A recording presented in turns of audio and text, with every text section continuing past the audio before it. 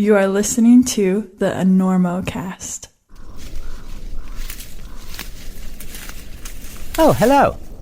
We have reached this remote mountain crag in the elusive hope of finding one of the most majestic and fearsome creatures known to climbers, the Sportiva squama. Now we wait, aspiring to hear its lonesome and august call. Squama, squama, squama. Ah, what good fortune. The cliff before us abounds with this daunting creature, often appearing on boulders and crags in pairs. The Sportiva squama is a fierce predator, known for its diverse hunting skills and sleek movement. Observe as they use tiny edges, dimples, smears, and even the occasional toe or heel hook to close in on their prey, set up, and leap for the kill. Oh my stars, what do we have here? Ah yes, a gentle and beautiful mating pair of vegan squamas. Though these gorgeous green-coated creatures are just as nimble as their lethal brethren, the vegan squama remains an herbivore, living peacefully among its fellow woodland creatures without harm. And you too can go to sportiva.com, or your favorite local climbing shop, to observe, hold, and maybe even pet a Sportiva squama yourself. But please be wary, because once released on your local rocks, the Sportiva squama will run wild and free, just like you. We gotta get Listen, where you playing in town? You playing here? We're doing the Enormo Dome, whatever it is. It's terrific. Oh, It's yeah, big big house. We place sold that it out. side of town. That's a Very big nice. place. You sold it out. 20,000 seats. We really should. The hell are you doing? I couldn't sleep. I'm checking the ropes. There was a frayed end on your rope, and I'm cutting it out.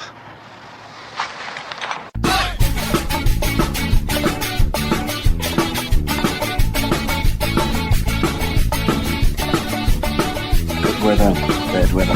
Now or later, anytime for climbing. Today's show is brought to you by La Sportiva Arc'teryx Equipment, and with support from Maxim Ropes. Maxim has been keeping the Enormocast off the deck since 2012. and don't forget our charter sponsor, Bonfire Coffee. Go to bonfirecoffee.com and enter Enorma at checkout for a discount on great coffee and to support the Enormocast. And now back to the show.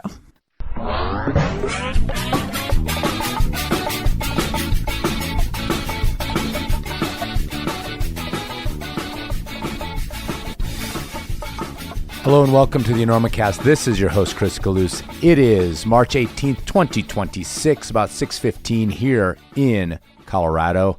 And this is episode 320 of the Enormocast, the 2026 version of Last Rites, the show formerly known as Taps and kind of still known as Taps, despite my efforts to change the name, to rebrand, to synergize something new.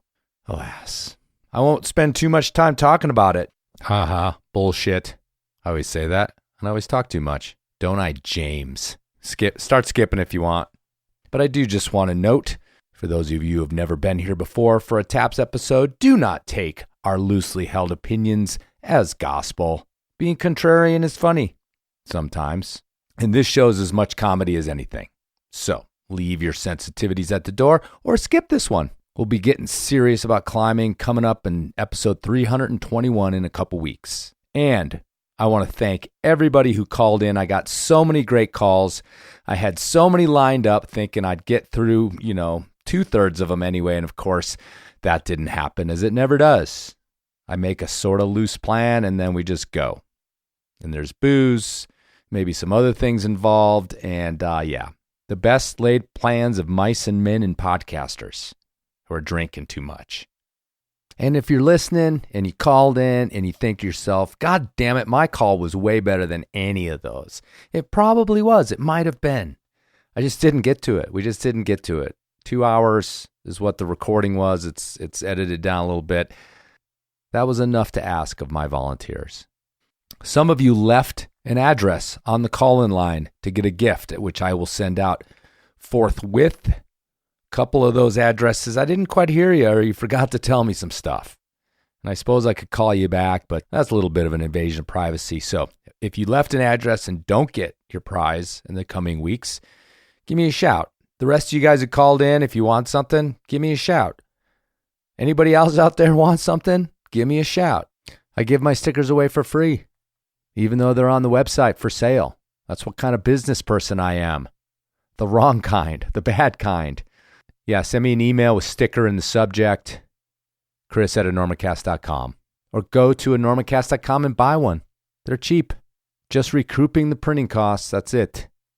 And I'd like to thank the panel, longtime friends and former guests, all, not including Taps. I think they've all been on other shows too. I bet between the four of us, we're getting close to 100 years of combined climbing experience. I'd have to ask everybody, but I bet it's pretty damn close. I mean, I'm making up for 36 myself. Ooh, lordy. Does that mean our opinions are valid? Not at all. Not at all. So anyway, thank you to Mary Harlan, Andy Salo, my partner over at The Runout, Andrew Bisharat. They get no material reward for doing this for us, other than I buy them dinner. I do buy them dinner. Got to warm them up with a little dinner and provide whatever libations they require. Finally, I'm sorry it's coming out this late in the year. Used to be kind of the first episode of the year, but that hasn't happened in a while. But this year, I got deathly ill in February after my run of late nights at ice festivals, and I couldn't really talk without coughing, and I had to reschedule it a couple times. And once you start rescheduling with 4 people, it gets real tricky to get everybody back in the same room. So took a little while. I'm still coughing in the recording, unfortunately. I'll have to put up with that a little bit. I took some out, but it was kind of a big, messy edit, so it was hard to do that. Okay. All the thank yous, all the excuses. And once again, we will skewer and insult something that you love during this. So please, just relax. Or as I requested, skip it. I don't mind. Just go listen to another great podcast. I've been into History That Doesn't Suck. You ever listen to that one? Awesome. All right. Let's get to it. Last Rites, formerly known as Taps, 2026. After this message from our sponsors. Hey folks, as you know, I parade my past dirtbag cred around on the Enormocast like I'm the king of the carnival and 4 Sazeracs deep. Toyota truck, months in the creek, thumbing around Australia, blah, blah, blah. But the truth is, most of us are part dirtbag at least part of the time. But even the most committed, ramen-powered 92 Camry-dwelling climber deserves gear that isn't held together by only deep desire and duct tape, and not even the good duct tape. If your current jacket looks like it's been used as a towel, a pot holder, and possibly a dog bed, it's time to level up. Arc'teryx makes gear for dirtbags who secretly want to be warm. For climbers who, quote, don't care about material things, but will get benighted trying to booty that welded totem. Born in the coast mountains of British Columbia, where the weather is basically a hazing ritual, Arc'teryx builds jackets that survive more abuse than your Sprinter's transmission. Well, that's not actually saying much, but you get the point. The Alpha Series, it's a shell to buy when you finally accepted that windbreakers are neither. The Atom, it's the mid-layer that keeps you warm, even when the library finally kicks you into the storm at closing time. And the Fit, so dialed your family will not roll their collective eyeballs when it's the one nice thing you have to wear to your sister's wedding. So stop pretending your seasoned jacket is a badge of honor, or at least leave it in the back seat when you actually gear up for something serious. And go to Arc'teryx.com or your local shop and allow yourself at least one nice thing in your life. You deserve it. Okay, well, welcome to Last Rites, formerly known as Taps. You guys all made a face when I said that. Well, you didn't. That's become kind of a joke. I tried to rename it, but nobody cares. So anyway, the annual piss-taking, the annual airing of grievances, the annual whatever that we do here that everybody anticipates. Just to remind people, what it's all about is that we nowadays take calls with people who have either something they want to die in climbing. That's the way it started. But then there's also the lament, something that's going away that we wish would stay. Then there's the zombie, which is the thing that everybody kind of seems to agree should go away, and it doesn't. It just keeps on living. I used to worry about what we had already covered in these taps things, but this is like, I don't even know. It's like when we were talking about the run out and we realized we've been doing it forever, even though it felt new. This is like 10 or 11 or 12 or 50. I've lost count of which taps this is. So I'm not going to go back and figure out what we've already talked about because then they're just zombies anyway. And I have my esteemed cast that's been here for how many years? What have we been doing? Is this 3 or 4? It's 4. I think it's 4 for this cadre. Well played, Mary. Well played. Nice word. Thanks. So we have our resident crusty guy, I think these days, is Andy Salo. I'll take it. He's also not drinking tonight, so he's literally got crust on his beard right now. Literally has sunscreen crust. Yeah, sunscreen. We'll go with that. Crust. Something white. Yeah. No, I'm like you, Chris. I'm still getting over being sick, so the drinking thing's just going to make me. Yeah, I'm I'm sacrificing my health once again for the podcast, as I did in Michigan. You're so brave. Our token female is back, Mary Harlan, just to keep this, legit. When we start ripping on the ladies, we'll too legit to quit. And then my partner at the run out, and one of the earliest guests on the Enormocast as well. I think number 5 is the original Andrew Bisher episode. Those 5? Yeah, No. It was in the 10. Right. It was in the first 10. Wow, for sure. Andrew Bisher. Hello. What token box do I check tonight, Chris? I don't know, the Palestinian one. Here we go. I'll take it. Yeah. So you guys ready? Let's to do get it. started? So ready. I'm going to do a callback. That's our first one is going to be a callback to what I agree with this gentleman was an egregious error last year. And probably the thing I heard most about. And I think we owe an apology to Joni. So let's see what this and the other Joni. The Jonies. I don't know if you remember Joni from last year, but no. There was Joni and the other Joni last year. Hi, Chris. This is Neve. I have to say I'm calling about something that you guys brought up, that somehow you got to the conclusion that the grade is a top rope grade and not a lead grade, and that is just egregious. How is that possible? Saying that everyone climbs a route the same, but Andy's shaking his head. Everyone leads a route different? Absolutely incorrect.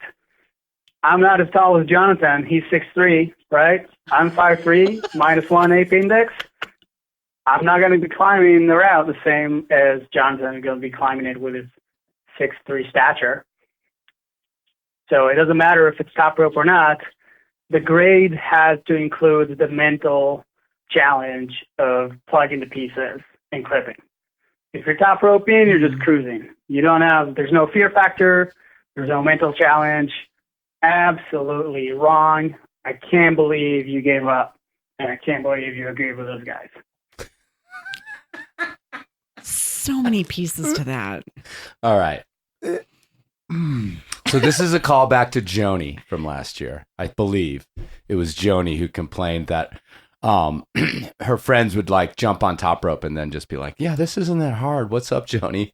And or maybe Joni was the friend of the Jonies. I don't know. There was multiple Jonies last year. So and I felt as though at the time that it didn't stand my ground. And I don't know about the grade changing. If we couch it in difficulty, would you agree with that? I mean, Andy was the guy that was the most. Do you have to take that? Is it your mom? Karen, you're on a podcast. Yes. You're on a podcast right now. Say hi. Hi. Who's this? This is my sister-in-law. She's amazeballs. Hi, Karen. Hi. We like to bring in family members of Mary's onto the podcast. Every year, a family member calls me during this podcast. Well, I can exit stage left. No problem. Girl, you do it. I will call you back. Thanks so much, honey. Okay, have a great time. Rock on. Bye. Bye. It was your dad last year, right? And the year before. I thought that you had like arranged that. I was thinking about it, but that was classic because Karen's pretty rad. Okay, cool. Anyway, back to the issue at hand. Andy, you are the guy that was like, it doesn't matter. No, yeah. The grade was always difficulty. Right. It like the Brits tried to solve that with the E grade, which is just makes it more confusing. But if you want to say that you did a 511, but you did it on the lead, everybody I think knows that that's more impressive than top roping. Okay. So why do we need a different grade? Well, we don't need a different grade. I thought you guys were just arguing that it was the same difficulty. No, the grade's the same. The grade didn't change. Right. Well, what does the grade mean if it's different difficulties? What do you mean? The grade is the difficulty. So what does it mean to have the same grade but different difficulties? It should be. We need a Brett on this show. It doesn't make any sense. Yeah, but the grade of the route, you get the grade whether you top rope it or red point it or solo it. It's not like I agree with that, but I'm just saying it doesn't make sense. It's incoherent to say there's different difficulties in the same grade. Wow, incoherent. That is like. Well, yeah, but like cadre. Yes. Wow. So everybody gets a custom dictionary for this. You don't think that's true? I think that we could climb the same graded route and we're going to have completely different experiences of the difficulty. Mm-hmm. So maybe what you're saying is we should just get rid of grades. I don't think that grades make any sense at all. I'm an absolutist of abolishing all grades because I just don't think that they're real. See, this is what happened is after that podcast, Andrew went to the mat super hard on the subjectivity of grades. Yeah. Which I agree arguing with. Against. Nobody thinks they're as subjective as I do, though. I think they're so subjective as to be pointless in even using them. I actually kind of agree with you because I used to be afraid to climb a certain grade because I perceived that I couldn't because I must not be good enough. And then one day I started looking up at routes and being like, that looks fun. I'd like to try that. And then I found out that it was a harder grade than what I had expected. And I was climbing it okay. So I actually think they're super subjective. Yeah. Could we have a suggested grade? Would that be? I mean, that's what a grade is. They're all suggestions. But it's like not published as such. Well, no, it doesn't say suggested. Not grade. everyone thinks that they are suggested. Like people think that a lot of people think that they're rooted in some kind of objective reality. Right. Which is why somebody was saying that, the top rope grade and the red point grade should be different. It's like this whole stupid thing where they're like, well, he didn't do the knee bars, so he takes a different grade. But should it even be graded differently if No, it should just get one grade because it doesn't easier matter. for John because he's tall versus short Sam that just called in. Yeah. Or whatever his name is. The S grade. Yeah, no, I think that I agree with you that we should just give it one grade. Yeah. But we all should know that it doesn't mean anything. Yes. It's like stupid. It's like saying I believe in God, but I don't really believe in God. Or Santa Claus if you have kids. Yeah, it's like going to church or the Easter Bunny and like pretending that you believe in God every single day of the year, but then you really kind of know like push comes to shove, there's no God. Or it's like you say you believe in God, but then do really bad things to people. Yeah. Yeah, like that. It's also like that, Mary.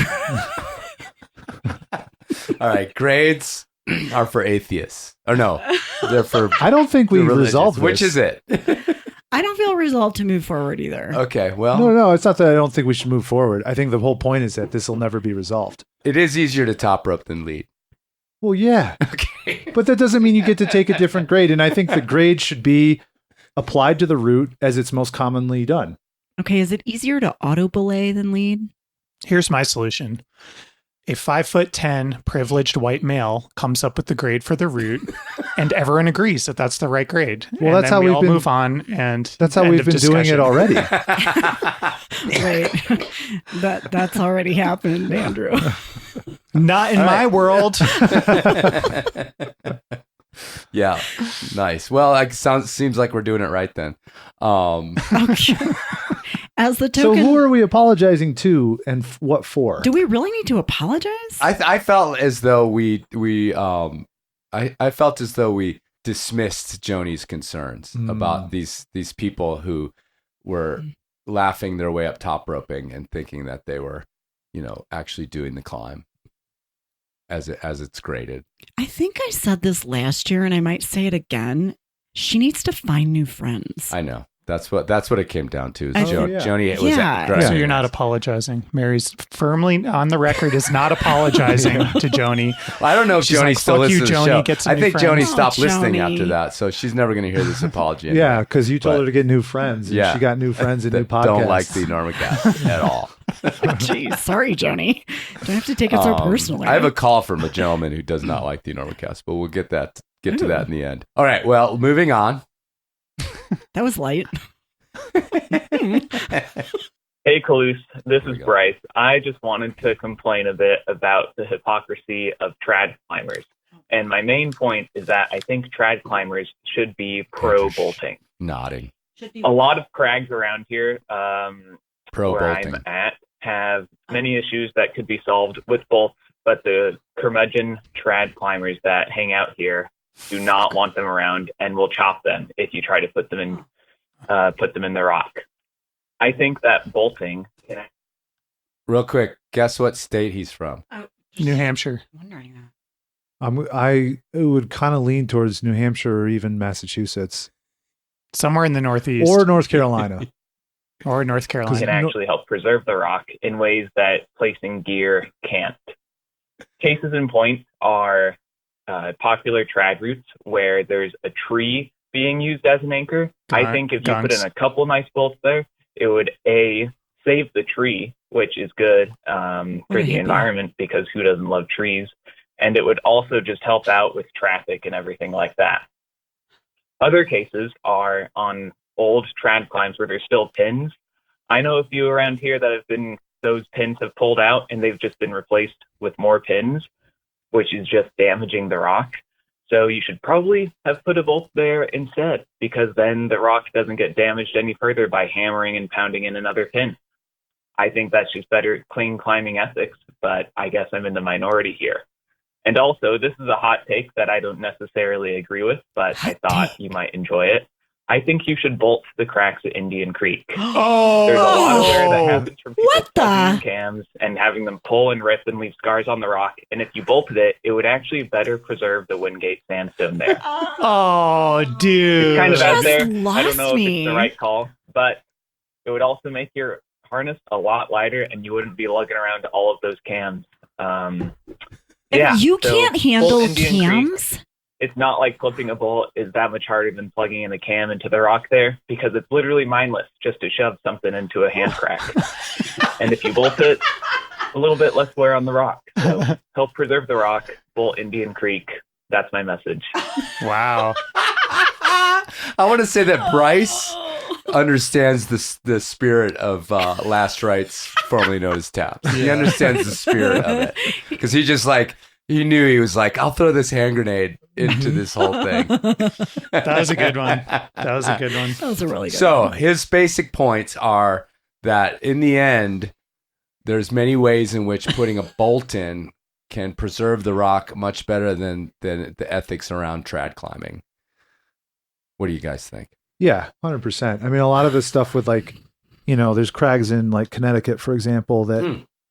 By the way, he's from Massachusetts. Oh, really? I got it? You got it. Yeah, nice. Okay. Yeah, so he knows what I'm talking about. I mean, the idea that you're not going to have a 2-bolt anchor at top, but you're going to top out the cliff, cause a ton of erosion. I mean, there's cliffs in Connecticut like East Peak where they don't allow bolting on top.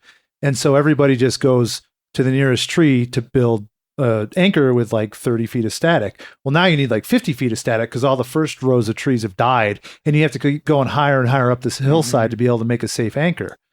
And now it's to the point where they've crossed the trail that runs on top of the cliff and like hikers are like tripping over static lines and it's just a mess. And like, yeah, a 2-bolt anchor would be way less visually intrusive.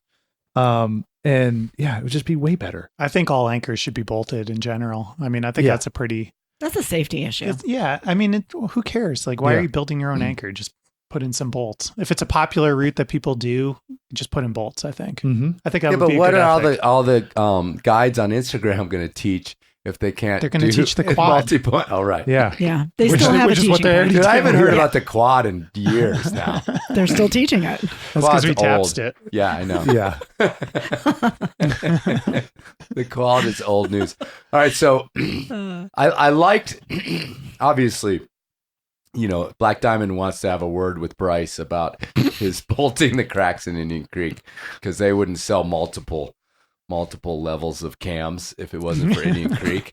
But, you get his idea, this idea that, yes, the hands and the feet are what are destroying the cracks in Indian Creek. And they are, inexorably, each of those cracks is slowly getting wider. Mm-hmm. Even though, despite, people not climbing when it's wet, it doesn't fucking matter.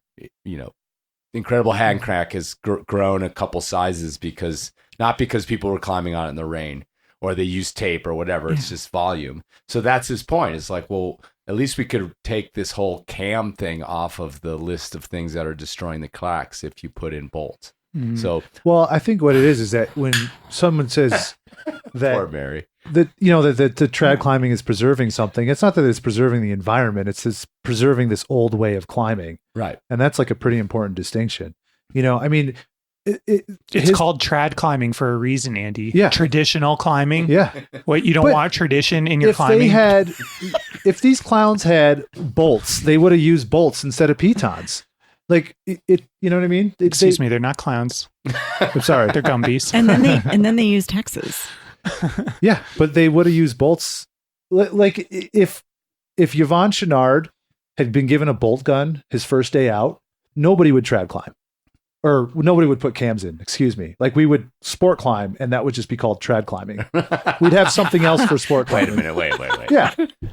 Yeah, that's a good point. Maybe we should make sport climbing trad climbing and just change the definition. But we have, because pink pointing is gone. That used to be sport climbing. And red pointing, which is sport climbing, was now what people do in trad climbing. And trad climbing pinpoint of sport climbs now. But old days can just be called hiking. Yeah. But what is then mountaineering? Dry tooling? How would that be classified? Oh God, don't get me started on that.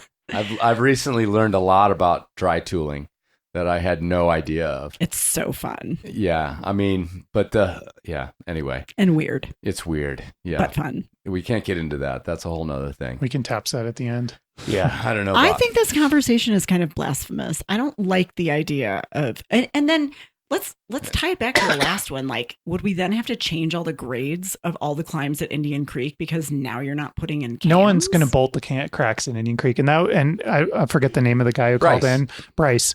Shitty way to make a point. You had a good point. You had a good point. And then you fucking went too far. You had to take the whole. You went too far, bro. Indian Creek. You lost Mary. You could have had unanimity. You could have. On your side, and you lost Mary. Completely. With that hand grenade that you threw in the mix. I was with him all the way until the he was passing out the Kool-Aid, and we were all like passing it around as well. And then he had to mess it up. Indian Creek. It's like suntans and cams. Like, what more could I want, man? Like, had to pee in the Kool-Aid. Yeah, just at the very end there with this nasty old brown pea that's dehydrated. All right, Bryce. Anyway, we get your point. We agree with you halfway. But please, don't bolt the cracks in Indian Creek. Just leave Indian Creek out of it. Yeah. Indian Creek I think it's such an interesting, lightning rod for a lot of these issues. Because you're right. I call Indian Creek sport climbing because it's the approach of how people climb there that makes it sport climbing, in my opinion. But do you think that there's anyone who's not that we're young or anything, but like our age or younger who would have a problem with bolting an anchor or replacing a piton with a bolt? Yeah, it's kind of an old guy thing. I feel like that's a generation above us a little bit. Don't you think? Yeah, and it also depends, I think, who you're if you were lucky enough to get a mentor or something that instills the trad ethic, whatever brain disease that is. The trad delusion. The syndrome. Yeah. That's what happens. Right. It's a trad delusion. Well, it's like we were talking about this the other night where people, the minute they figure out they're not that good at climbing, they have to latch on to this other identity that shows them that they're actually good at something. Yes. So you're not good at climbing, but like, I'd be strong. I'd be a good climber if I wasn't always like plugging cams, Right. It's just like a thing. No. And that's, Yeah, that's the old Or joke. like, I suck at climbing, but I won't clip that bolted ink. How do you know when a trad climber is climbing in a rifle? How do you know? They'll fucking tell you. Yeah. And they're hanging on the warm-ups. And maybe they're wearing hand jammies. That's true. Although I red pointed. I've worn hand jammies. I red pointed my project this last year in rifle with a hand jammy on. I've worn two.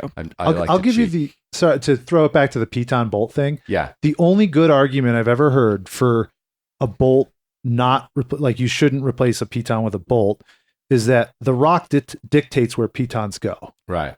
And a bolt you could place anywhere in any section of rock. Mm. So it's not really a like for like scenario. That's a good argument. It's not, because when you come across all those old pitons in El Dorado Canyon, they're often in places where you might not even put a bolt anyway. Now there's gear for it to begin with. Well, you should place a bolt somewhere where there's no gear. Yeah. Right. Yeah. Well, and also if you pull those pitons out, there'll be another hold. Well, that's the thing is like the idea of like the piton bolt replacement, it has to be case by case. Yeah. So I always love in Eldos that like every time you climb one of those routes that are like 5'11" have pitons, the pitons will have tons of chalk on them. That's true. And shoe rubber. But there's not like these old aging pitons in places where you can readily place gear. Yeah. Like they fall out or they get pulled out or they, whatever, they stay there. But if there's a cam, then it's a moot point. Mm-hmm. But it's only in a place where there wouldn't be gear anyway. Yeah. So I feel like it's less nuanced than the way you just described it. Yeah, but I mean, I still think that would just be a case by case basis. Because if you're saying like, well, anytime a piton falls out, just slam a bolt in. Mm-hmm. I mean, like some of these aid cracks are like littered with pitons. No, that's a good point. Yeah. So, yeah, and you're like replacing all anchors with bolt things made my heart drop more than the bolting Indian Creek. Wait, why? What? Because I just think it's cool that you got to go up there and like build an anchor. Well, it's kind of fun on a multi-pitch, but I mean, I'm still the Black Canyon guy. Climbs. And the Black Canyon is still against that. No, I'm talking about multi-pitch though. I think it should. I mean, Europe has very much adopted that. Yeah, but we're not going that way. You know, one of the themes of this show actually is about like how soft we've become. Yeah. Yeah. But it really is. Okay, whatever. Actually, you're on a ledge and you put 3 cams in and you but what if you're you're zero? Big boy and you're not soft. I don't know. It seems silly. But this kind of brings me back to something Andy said, where you were saying that people who like walk into rifle and they're like, "Oh, I can't climb anything because I've been plugging cams." That used to be this girl. But I have to say that back when I was saying it, it was more of a thing. Like if you were either trad climbing all the time or sport climbing, there wasn't as much of a crossover. Right. And I think one thing is that as climbing has evolved and the people in it have evolved, they, meaning myself too, have realized that you cannot climb hard trad climbs, and hard can be in quotes, whatever that means to anybody, without having sport climbing skill and strength that you get from sport climbing. So I actually think that used to be a thing, and it may not be as much anymore. Can I tap something real quick? Tap the shit out of it. I want to taps the definition or the distinctions between sport climbing and trad climbing. Yeah. Ooh. I just want, I'm think with people you. just want to go rock climbing. Yeah. I think people should just call themselves rock climbers, and whether they're clipping. You're sport climbing on gear. That's what whatever you're clipping. I don't give a shit. Like you're just a rock climber, and you choose how to rock climb. I'm on board with that. Not very controversial. That's very equitable. I just think it's where most people are. Like I don't know.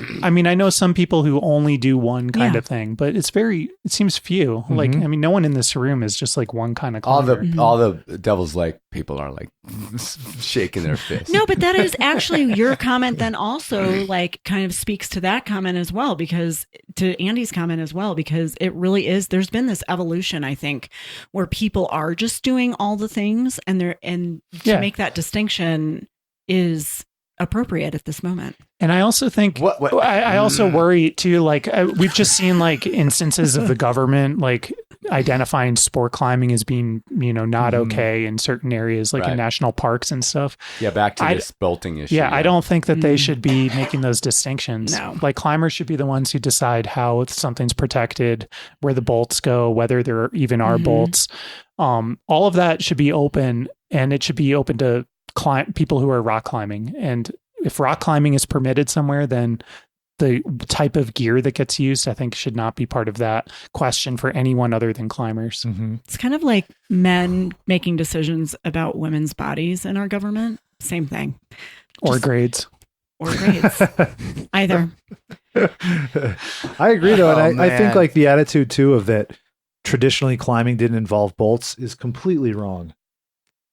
Yeah, bolts have been around forever, Oh man, you guys, we got to move on, but I don't know. All right, what do you got? I just like we'll edit this later. Without my trad climbing thing, what am I? I'm not. There's nothing left. I feel the same way. I'm with you. 12C sport climber. Like that's it. I can't just like throw my card around there. Like, oh yeah, but I did. Although you can stop thinking about the grade. That's true. Chris, every morning you can wake up and do an affirmation where you look at yourself in the mirror, just say, "I clip cams." I clip bolts, and damn it, I'm good enough. Yeah, but what about the gym climbers? Do they get to be in this? No, that's not. No, real I think that's sport climbing is neither. Right. I mean, gym climbing is neither. Yeah, I mean, there are gym climbers, and then there's rock climbers who climb on rock. Okay. And on that note, if you're a gym climber, don't call yourself a rock climber. Yeah. Cool. See, all right, cool. We've still got. You're kind of a plastic. All right, we're climber, still actually. gatekeeping. As long as we're gatekeeping a little bit, then I'm good. I like the gates and the fences, all the things. Real fence guy. All right, well, here, let's do another grade one. Call me Ishmael. This isn't really a zombie or a dying trend. I guess it's a rant or a question. I wanted to talk about all the V17 ascents. I want to know which one's the hardest, and does V18 really exist? Just kidding. I have a great discussion / question niche that far fewer will care about. Inverted off-width. My question is, does the grading scale hold up on these things? It reminds me of your ADRAN a bit. If you can get a no hands rest almost every move, then what is it? It seems like, I don't know, something like the problem with the hard mixed climbing. Those routes were incredibly hard, but got so far divorced from ice climbing or original mixed climbing, the grades eventually didn't make sense, especially back in the heel spurs era. And I remember back when every big new M grade was a headline, and then eventually the world kind of realized this. And with off-widths, thrusting up vertical 11 plus to rite of passage in the mountains, big walls, but these upside down enduro fests like the wide boys on undersides of bridges, does it make sense to call these 514? It's not that they're not hard or easier or harder than other routes of the grade. It's just the discipline's so different. It seems nonsensical to call these the hardest trad routes in the world or put them up there. Anyway, that's the rant. So weigh in. Thanks. Yeah. So here's the thing that's interesting is that he's not saying they're not hard, but he's saying that they need a different grading. And I think Andrew and I, at least in our heart of hearts, we've talked to a lot of these people. We've talked to Mary Eden, who did, the first female century crack and has done multiple inverted off-widths. I've talked to both the British crack dudes. So yeah, they're the wide boys, Chris. Oh, sorry, not the British crack dudes. I'm trying to rebrand them.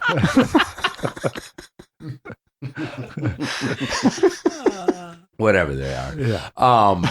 Yeah. It just seems like it's like, what? How do you come up with the grade for that shit?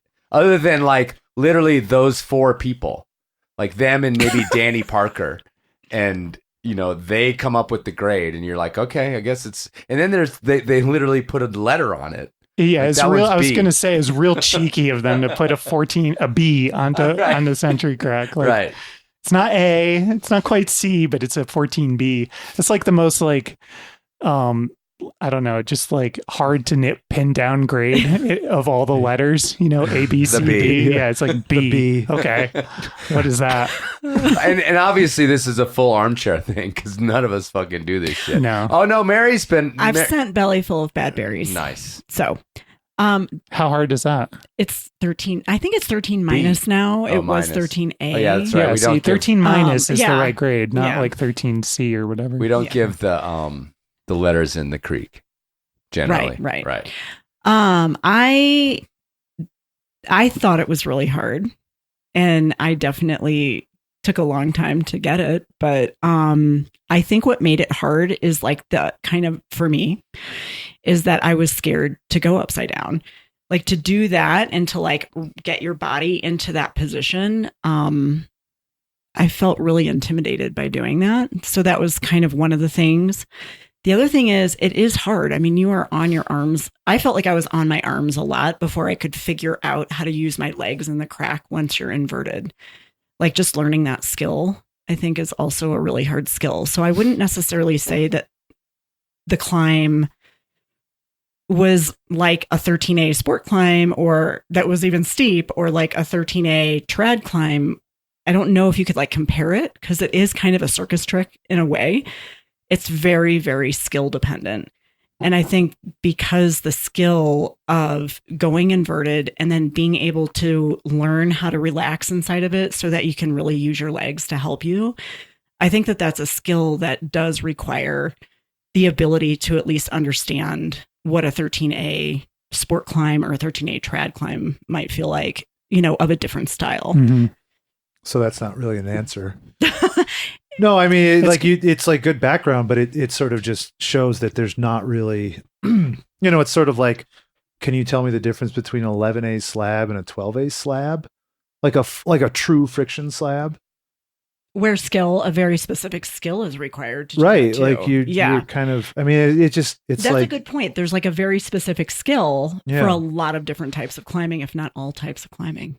Yeah. Yeah. And also, I mean, this comes into the sport climbing world with like knee bars. And I've heard Bill Ramsey argue about how like just, someone who's really good at knee barring, it's not that they're making the route easier by knee barring up it. They just have this very specific skill that allows them to climb the, and he believes that there is like a legitimate, like objective grade that's based in like something outside of what, goes on in your subjective experience about impressions of difficulty.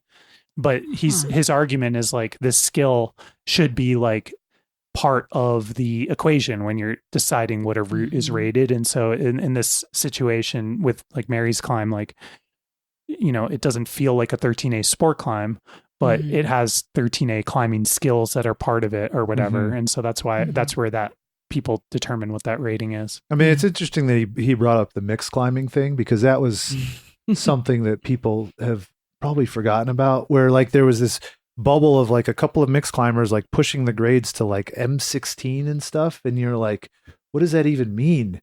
Now they've come back to earth where I think some of those things are like M10 or something. Right.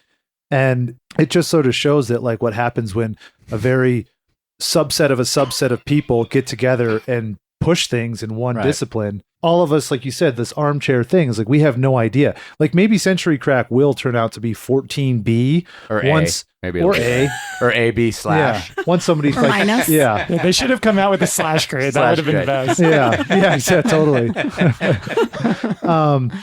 But like it takes like grades that are come about in any route by consensus. Right. So it's just that right now the people climbing off with is such a nit, it's like very specific. Yeah, but the probably consensus like thing than is a like problem 20. because there's, politically there's no like There's no board. There's no governing board. Yeah, but I'm just saying like there's no there's no advantage into bringing that grade down. Well, I think Well, I climb. What about when the wide boys downgraded that 513 off with to 511? Yeah, but that wasn't theirs. I'm just saying, like when the group all Yeah. It's there's like there's an incentive to keep the grade going, which was what happened in mixed climbing. Right. That's the mixed climbing thing was exactly that. Right. It was like bros being like, "Oh yeah, dude, that's hard." sort of, but like Jedi mind tricks in Lake City, like that I think is still like an N14. But And nobody ever does it. I don't think. Beth Gorelski did it. I know, but 2 I'm years just ago. saying, like, it doesn't get repeated because Damn it's it. out in the middle of nowhere. No, but what I'm thinking though is like we're all talking. It's like, well, then it's like the sport climbers who know the sport climbs. Like, let's just say, people who climb and rifle all the time. I feel like really understand and know very clearly and distinctly. Like a 13A will feel a certain way, or a 12A will feel a certain way. But only in rifle.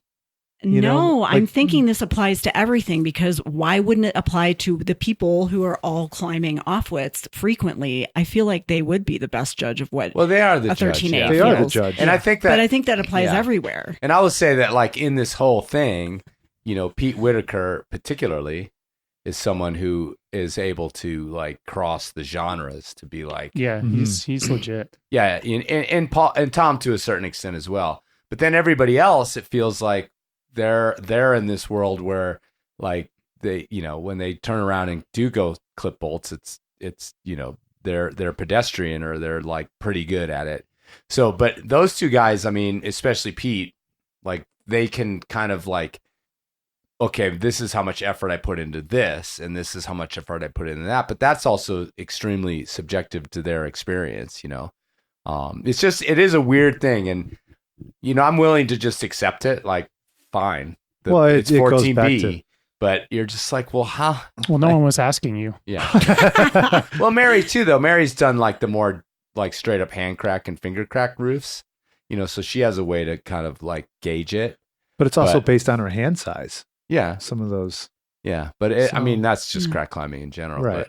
But yeah. I think. What do you think the century crack is on top rope? It's probably X-rated. Way like harder. If you came off at the start, you just human wrecking ball. Pendulum. Yeah. I think Mary would agree that it was way harder. Way harder. It's the one climb in the world. It's like, no, fuck that shit. Yeah. Actually, top roping steep sport climbs sucks too. Yeah. So, slack. Take up the rope. Dig. Actually, you could probably top rope that with someone standing on top of the roof and just belaying. Oh, it right. And, just like walking along. Yeah. Oh shit, we should talk about that. I don't know 'cause why. I would do that. I would do that. That'd be kind of cool. That'd be really cool. Because it goes right down through. Like, you could just tie a rope to a 2x4 and just put it up on the top And of they the just wall. scoot it You along. could get one of those robot clankers that they have delivering food, and the robot can just belay you on top. Oh yeah, like a little Zoom or Like, have you seen Roomba those vacuum things? could just Yeah. like be the belayer. Yeah, the little. Wait, this is bringing us full circle Yeah, to the Baloober. The Baloober. I don't think you can get a Baloober on the White Rim. They'd be like, no. A Roomba. Unless it turned sideways, it Yeah. slid right through. Slide right as long through. as it stayed horizontal, Yeah. it would probably span that crack. Yeah. Just clip to the bottom of your Roomba. Are we going to have a Actually, you know what you could do? Balloomba?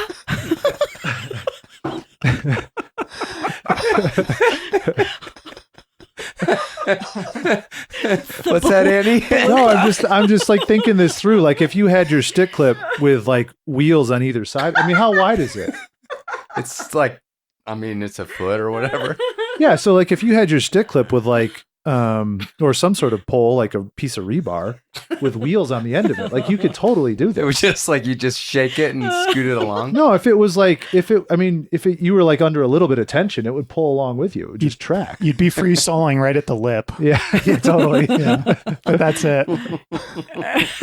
Pulling the lip would be a little dicey. But be safe up into that point. Yeah, but you'd have like a little blocks that would stop it. Oh, right. Yeah. Yeah. So could install some stopper blocks. Let's get on there next year and we'll see what we can do. And then we have to climb it though too.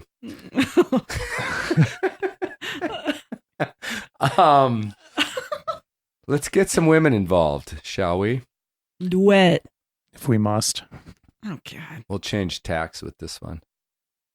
This is for Maya. Hi, Chris. This is Maya. I want people to stop bitching about having to take a lead test at the climbing gym. I don't care if you climb the nose 100 times. You should be all the more capable of catching your buddy on the climbing wall then. It shouldn't be that hard. If it is that hard, maybe you should learn to belay better. While we're on the subject, I also think gyms should be failing people for giving too hard of a catch. So, you know, in the past, we've talked about belay tests in the gym and made fun of them. But her point, and maybe she works at a gym. She didn't tell me. But people bitching about belay tests at a gym. Wait, is that what she said? I thought she said something about like the bags that you clip to.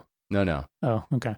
No, she's just talking about some people being upset that they have to take a belay test at the gym. And then also that you should fail if you can't get a soft catch. I'm okay with that. Yeah. I agree with her. Yeah. Well, the reason I wanted to put this one in there is, do you guys change your belay technique when you go to the gym? Yeah, I've gotten tests? I've gotten yelled at for it. Yeah. Yeah. Yeah. Because I just don't do the standard gym way. But when you take the test, you do it. Mm-hmm. Right. And then as soon as they walk away, you go back to your other thing. Yeah. Yeah. I don't do that, you guys. What do you do? I actually went and took the belay test at some point in the last probably 12 or so years. And Wait. I'm saying 12 years ago. It's not one test. I took the test. This is how much Mary climbs in No, the gym. no. I'm saying I went to a gym and at some point 12 years ago, I took the test. Okay. And at this specific gym, they were like, you're belaying incorrectly. And I was like, oh. And I changed my way of belaying to the gym way. And then now changed. Every test and outside, now you belay the gym way. I belay the gym way. And I'm okay with it because I liked the way. And I didn't like getting in trouble like either. the teacup thing where you hold it and all like that? All right. Yeah. Huh. Okay. And it works fine. It's great. No, I it used to works do fine. this thing where I just held the thing and pressed it with my thumb. Right. And then I was like, oh, wait, I'll be better if I do it this way. So I did it that way. I've tried to do that too, Mary, but I'm too old. I'm like, okay. And even in the gym, I'm like, all right, I know what to do to pass the test. And then usually I'm like, okay, whatever. I usually try to do it for a couple more climbs and then I'm like shorting the person and shit. And I'm like, fuck it. And I go back to my old way, which I've gotten copious amounts of shit for because I actually posted it online that I do it the old way. And everybody was like, you're going to kill people. Oh, God. Have you seen these new auto belays that are like you can lead climb on? No. Yeah. In a gym? Yeah, in a gym. Wow. What? Yeah, so there's auto belay for top rope and then there's auto belay for lead climbing. And, which is great because then you'll never have to climb with another person again. They basically took the Baloober idea. Yeah, they made the Baloober an automated machine. Yeah. In the gym? Yeah. How does that even work? Have it's you seen stuck it? to the wall or some shit? Yeah, exactly. Yeah, it's mounted onto the wall and it's like a big box that you can't see in. Where is this happening? I don't know. I'm not sure exactly. Seen it. It's just come up on my Instagram. Yeah. Maybe it's AI. I don't know. I didn't think to question it. Well, it'll really take it on its own life when it becomes like an AI powered, auto belay that gets to talk to you and you're doing good. You're doing really good. The way ChatGPT just tells you every stupid thing you ask it is the best thing it's ever heard. Yeah. It's like when you're climbing, it's just going to tell you how great you are. It's better than Sharma. I would know. I've seen it. I would know. Oh man, that's crazy. That's really happening? It's really happening. Oh wow. All right. Well, that goes back to the theme of the show. We're all too light. Here's this one actually fits with that. I'm gonna pick this one here. Take loose. This is Bo here, out of the great North Juneau, Alaska. One thing here in particular, I think needs to die is fixed lines in Yosemite Valley. I was down there this fall, 4 to 6 weeks, standard program. And turns out, dude, there's fucking fixed lines on a lot of the classic single pitch projects. One, for example, Fish Crack. Yeah, Fish Crack's got a fixed line up there, probably about 2 months. Went out there one day to climb, and there's about, probably 8 people lined up to take a burn on the old Microtrax burn, for example. And they're all over there, actually, if you could start looking. There's fixed lines all over Yosemite Valley. Cosmic debris. Not to mention El Cap. That's a whole nother can of worms you guys have been into. But I don't know. Platinum Wall, leading up to the base of Platinum Wall, the Julian had her fixed lines, brand new fancy fixed lines up there. Probably 2,000 feet worth of fixed line. I zipped down them coming down the free blast. You can find them. Don't tell her because there's a note on them not to zip down them. But yeah, I'm kind of going on a rant here, and you can cut a lot of this out. Obviously, I've had a few beers, but yeah, fixed lines all over Yosemite Valley, from El Cap to the single pitch projects. I think it's something that needs to die here in coming years. Thanks, Calouse, for the time, and yeah, looking forward to Taps. Over and out. Whoa. Once again, in the spirit, just hitting the spirit of this show. Dude, that was just sitting there awesome. Drinking beers, fucking gurned about something. He picks up the phone and calls me. I love it. You should keep the hotline open all year. I do. As therapy. No, I for do. us, I do. people. And so, a couple of these are from like mid-year. Oh, cool. Yeah, for sure. That guy has seen some shit in his days. Like he like Juneau. Yeah, he Looking like up in Alaska there. Yeah, he was like talking like he had just like rolled out of his covered wagon and in the valley, and it's like, I can't believe what's going on down yonder. He probably called me in January, dude. It's fucking dark as fucking Juneau in January. It's dark. Yeah, so he's just like brooding, drinking beers. He's like, I'm calling Calouse. I love it. That was awesome. So we've gone on about this before. Before you even get into the politeness thing, right? Like, it's lame. It's fucking lame to do a route in worse style than it was done prior, right? Like, you could say that, like, well, like Tommy and Kevin had, miles of fixed lines when they did the Don Wall, but like they were doing something new. But like when somebody goes to repeat that, they should probably do it with half the amount of fixed lines. But like for somebody to like be fixing lines on cosmic debris and leaving it, that's like just that's completely lame. Is it not? And also like just like the fish crack, right? Right. It's like a 12B finger crack. It's there. And I just remember like, okay, I am ready to go climb the fish crack. I think I'm good enough to go climb the fish crack. And we went and fucking climbed it. Right. And the fact that you can walk up there with your little like mini traction and shit and not have to pay the toll of even leading it or having your partner lead it. I mean, follow it or somebody like go out on that end of climbing is really problematic. I agree. And also the fact that you're in everyone's way. Like so your rope isn't hanging directly on the route. It's still aesthetically imposing upon other people to leave your fucking rope there on this roadside climb. Yeah. And that like I've said this before, I'm sure on Taps, but it's just annoying and it's lame. Yeah. That you go up to this classic climb, you've come to Yosemite, you're like, fuck, you know what we should do when we go to Yosemite? I think we should try Fish Crack this year. Like, fuck yeah, our Crimson Cringe is in that same zone. Like, I think I'm ready to do this. And you walk up and there's somebody's fucking rope hanging there. Tatty old piece of shit rope. And it's like, I get some fixed lines on El Cap, the heart route and stuff like that. But like, it's just lame. And it would be lame to arrive on the Salathé head wall, on your A descent. Who cares? You're fucking doing it A1, whatever. And there's a fixed line. And you can ignore it, yes. And you can climb it without the fixed line. But it's still, aesthetically, you've dreamed of this clean line of rock above you. And arriving there, you've looked at the pictures, you've seen the robins, and it's just super lame to leave fucking fixed lines. It's an entitlement thing. Yeah, I think it's just super weak. Yeah, and it's like we've railed against it before, and it's only gotten worse. The whole like mini traction top roping thing is like this thing you used to do like occasionally in the shadows, and it's now like I think people are doing that more than they're actually leading climbs. Like some people are like. Yeah.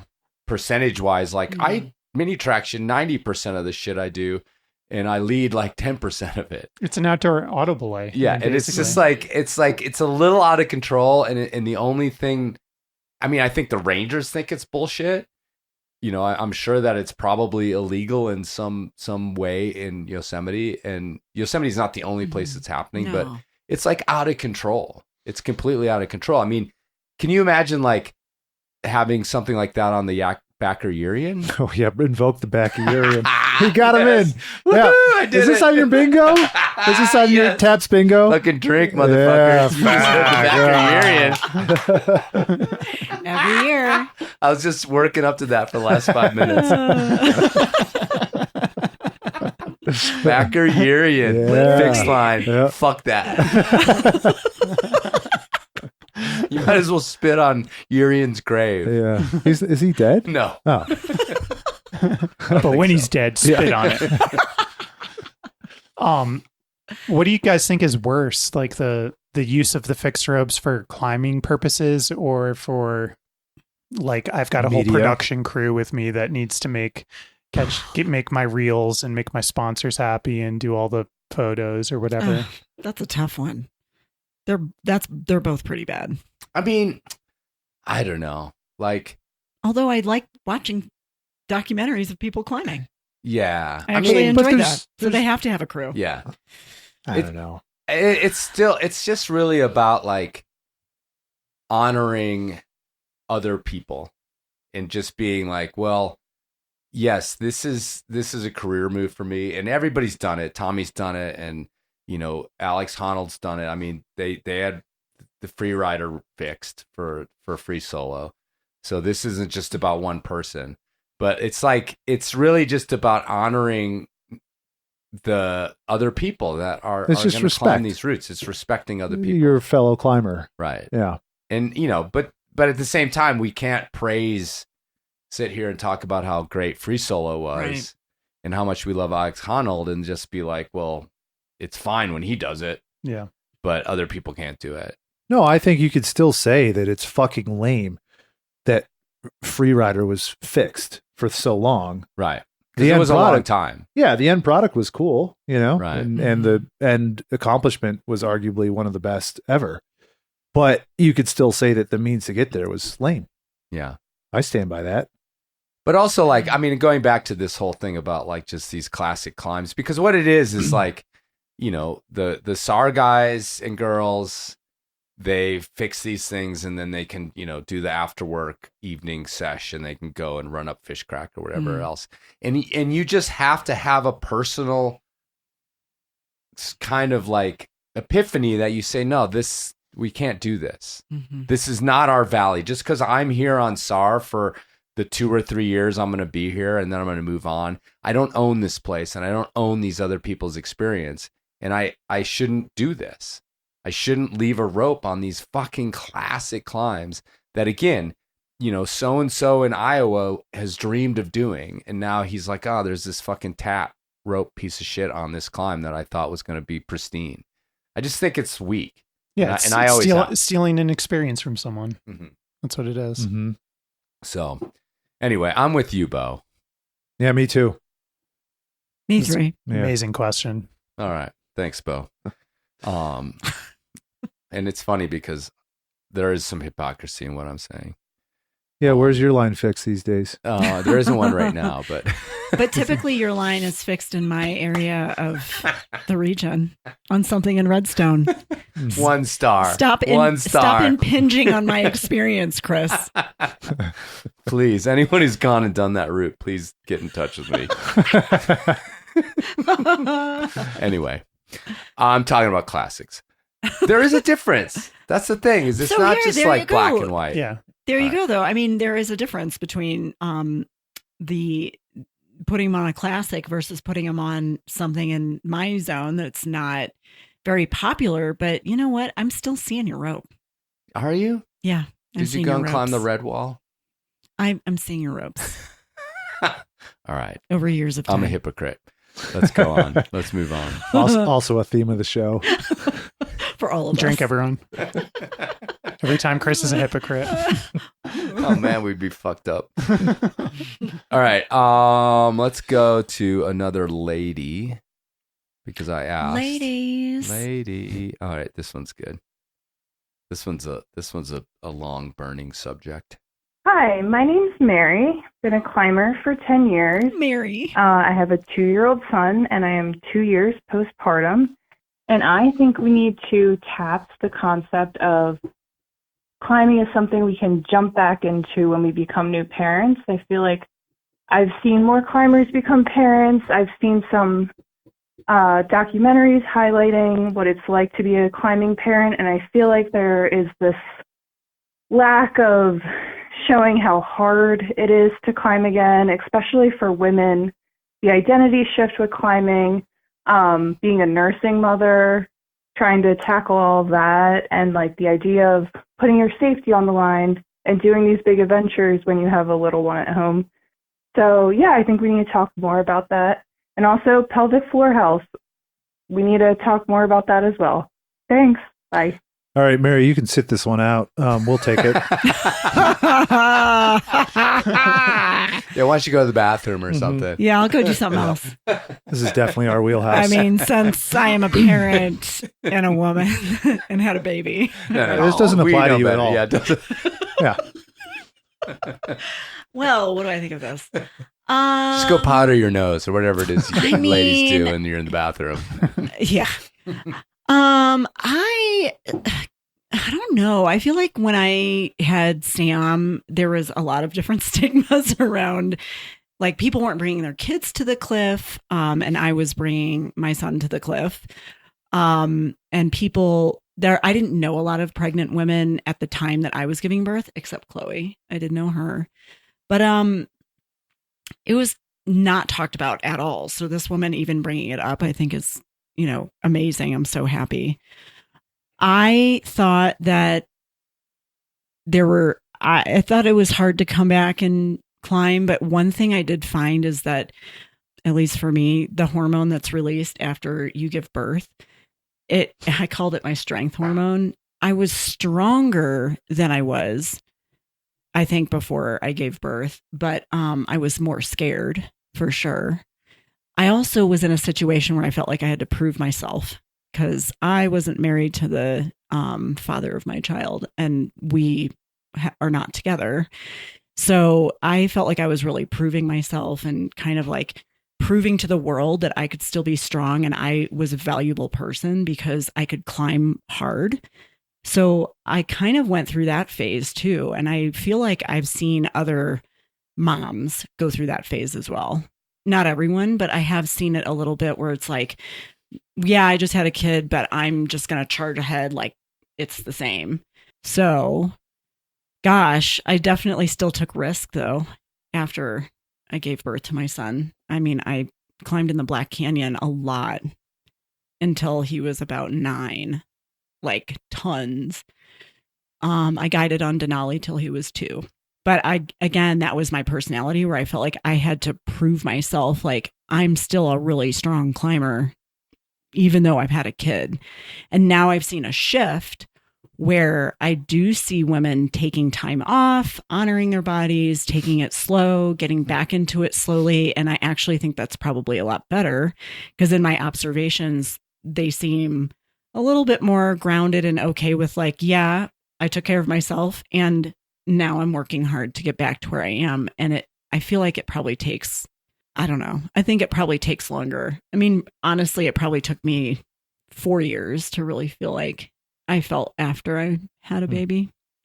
And then my kid was 4 years old and I had enough practice with that I could concentrate more on climbing. Anything to add, Chris? Yeah. I mean, how was it from a dad's perspective? I mean, let's face it, you guys are going through the pregnancy similarly. She did say parenting, like in a general sense. Yeah. And I've participated in, this online parenting kind of series, which was funny because I was like, with the Caldwells and the Harringtons and things like that. And they interviewed me about my own parenting and what our kid was doing. And it just it's interesting to listen to this and look at the narrative of like there is this kind of status thing and how fast a woman gets back to climbing hard. And I can cite names, but I won't. But like there will be a post where it's like I'm climbing again this grade or whatever. And there can be a little bit of honesty around that, but it just depends on the person, you know. And I think that actually Nina Caprez has been really interesting in her media around having 2 children.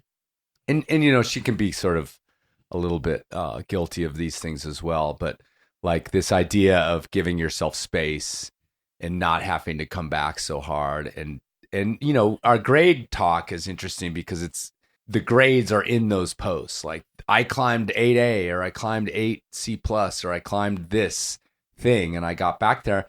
And I've often wondered if that really is that healthy. Well, I think that's the whole thing of like proving to who. Here's the thing. Like from day one, women are inundated with like, in order for you to be quote unquote as good as a man, you have to prove yourself. So for me, growing up at a time period where that wasn't even talked about as much, I feel like that it kind of did me a disservice when I then had kind of jobs and a personality where I was like, I want to prove that I can do what the guys can do. I want to prove that I can do this like on my own. I want to prove that I have the skills to do whatever it was. And I think that with climbing and then having a baby, it was like, I'm going to prove that I'm super strong and I don't need help and I'm just fine. So now looking back in hindsight, I wish that there were other women out there who were like, yeah, just take some time off, girl. It's all good. Like I totally would have given myself that space. But at that time, I didn't. And I still think that that's pervasive because of the fact that women grow up in a culture where we're like, you got to prove your worth all the time. I mean, it's getting better. It's not as bad as it has been, but it's definitely something that that is still there. And particularly in climbing, because it still is a male dominated sport.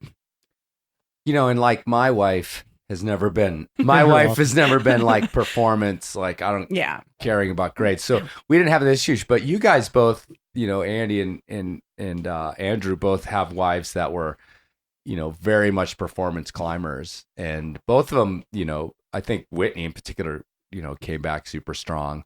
But what did you observe with that? I mean, for me, I think she was really good about knowing when to push on the gas and when to kind of pull back. Mm-hmm. And I think the main takeaway, I think, for others is that there just shouldn't be any expectations to the whole process. Like whatever you're seeing on Instagram may not line up with your reality, and that's completely okay. Like you're going to be where you're at, and you're never going to be, even from my point of view as a father now, like you're never going to be the climber you were before the kid.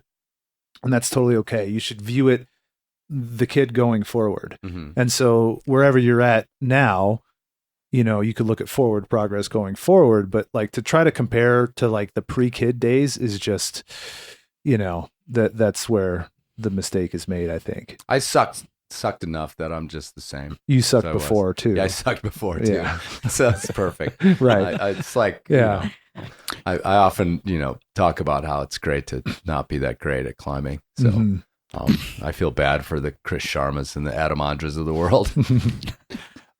Yeah, I just think that, you know, comparison is the thief of joy applies to this scenario. And, you know, everyone's like journey as a parent or as a pregnant lady or mother is going to be completely different. Yeah. Mm-hmm. My only stipulation on this conversation is that I think people should bring in like style disclosures the way they do with like big wall climbing. Mm-hmm. Like you have to disclose that you used a stance on pitch, whatever. It should be the same thing with parenting. Like, oh, we had a night nurse for 2 years, and 100%. You know, and we had disposable income, so we could have a nanny who could you know watch the little one on Wednesdays every Wednesday, and we could go work on our projects. Or, you know, because most people who see like, oh, I came back and did blah, blah, blah, whatever, I'm so great. You don't see that, you know, they had means. They, you know, some people don't have grandparents in the same state. Some people have kids who do not sleep at all through the night. Some kids have colic. You become, have colic, and you become literally a fucking crazy person because you haven't slept in 3 years. Mm-hmm. And it doesn't matter, like, how if you have like a good day on the weekend that you can get out and go climbing, you're still like chronically fucking tired and fatigued. And so I just think more disclosures around the privilege and what's so interesting too about parents is that everyone thinks that they have it hard and no one knows when they have it easy because they don't have it's like one of those things where it could always be more difficult or worse, you know. Yeah. It's all hard. Like being a parent's hard. No one's ever said it's easy, but there's huge gradations in difficulty with kids, you know, huge gradations. So, and I think that's interesting. Yeah, I like that. That parent, you have to disclose whether you had fixed lines and or a nanny, a live-in nanny. No, that's such a good point because what it really boils down to is like if you're communicating about it, you're ultimately it's like we can relate. I mean, you know, you can't, even people without kids can relate to not getting enough sleep. Mm-hmm. Like that sucks not to get enough sleep. But then when you're a parent, you're not getting enough sleep because your kid has colic. I mean, I actually didn't sleep for so long at the beginning because I was like, I don't understand breastfeeding. And I'd be calling the lactation nurse at 3:00 in the morning. And I did that for months. And I still was trying to go out and go climbing at some point very close to that time period. So I do think that everyone's experience is different and communicating about it is like, it's kind of cool. Yeah. I mean, my wife climbed 13A within the first year that she started climbing, 25 years ago. And when that was like a bigger deal, you know, not a lot of people were doing that. And, we had 2 kids, both of whom didn't sleep through the night for 3 years. And so we had 2 in a row. So that was like 6 years of not sleeping.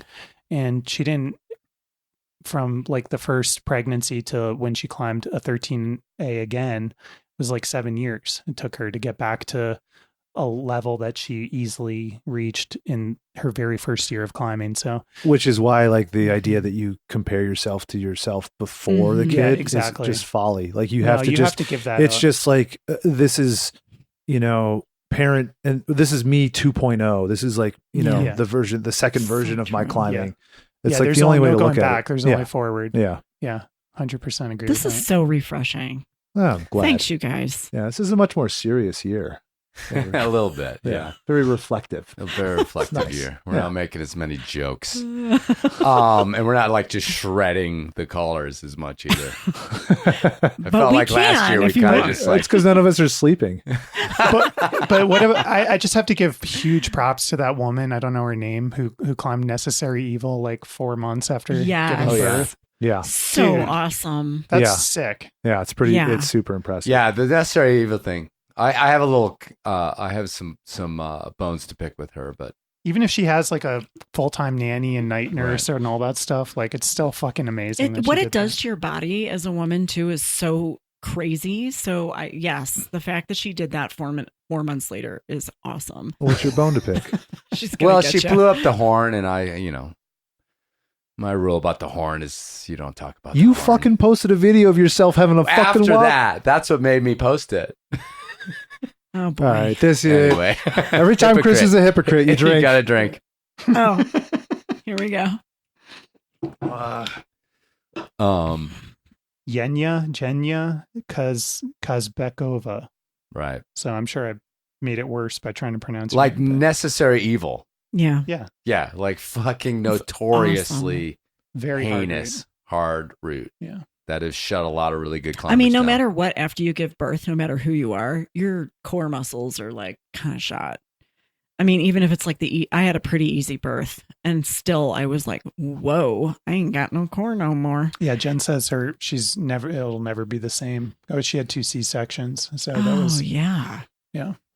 Again, gradations of like different experiences. For sure. All right. So we'll go a different direction with another woman caller who I believe has been on the run out as well. Hey, Chris. This is Sarah from Canmore, Alberta. I would like to file a formal grievance against dudes trying to outsource their girlfriends' climbing careers onto nearby female climbers. If you have a uterus, that doesn't mean that you are now responsible for onboarding all of the reluctant girlfriends into the sport. There isn't like some female sisterhood alliance where we automatically support each other no matter what. That is not how it works. If Yeah, girl. she is crying on top rope and hates her fucking life every time you take her out, maybe she doesn't actually want to be there. And that's perfectly fine. Not everyone Mary's has to love climbing. and nodding and nodding. But climber girls are not your girlfriend's coach. Get some, and girl. We're definitely not volunteering to emotionally support. That would be a waste of a good climbing day, and we got better shit to do. That's you can your handle job. your own relationship shit. End rant. I That's want to fucking go awesome. climbing with this woman now. She's a badass. I want to climb with you, Yeah. badass. Oh my God. Just like quit fucking thinking it's gonna save your relationship just because I'm another girl. Well, it was I like love when, it was like when I was pregnant and somebody was like, oh my God, my friend's pregnant too. You should meet. And I'm like, yeah, just because we're both pregnant doesn't mean we're going to be friends. Dumbass. Meanwhile, guys are like, I got a shit today. And he's like, oh yeah, me too. Oh, you want to hang out? Yeah, cool. That is not how it works. And this girl is right the fuck on. It's like, just because we're both female doesn't mean A, that I should be guiding, your girlfriend, but B, that I'm even gonna like your motherfucking ass. Like, I might not even like this chick. And I Right. definitely am not gonna like somebody who's like super whiny. Yeah. Right on, girl.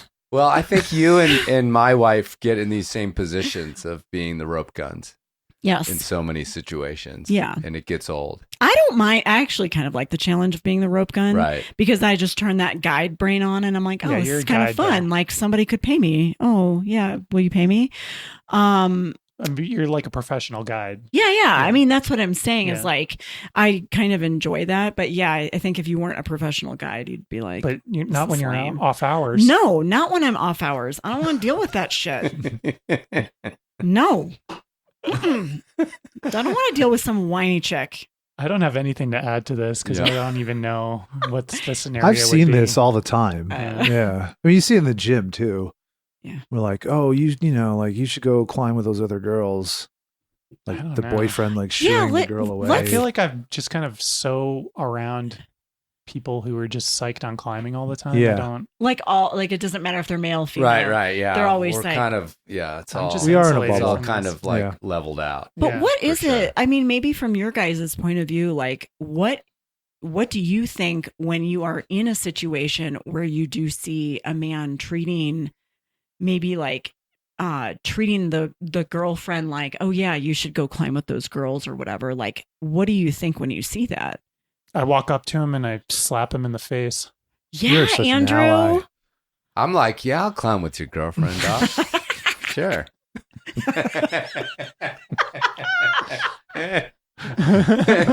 You ever heard of the Black Canyon? Maybe we should do a weekend down there. Oh wait, that happened. Not anymore though. That was my past.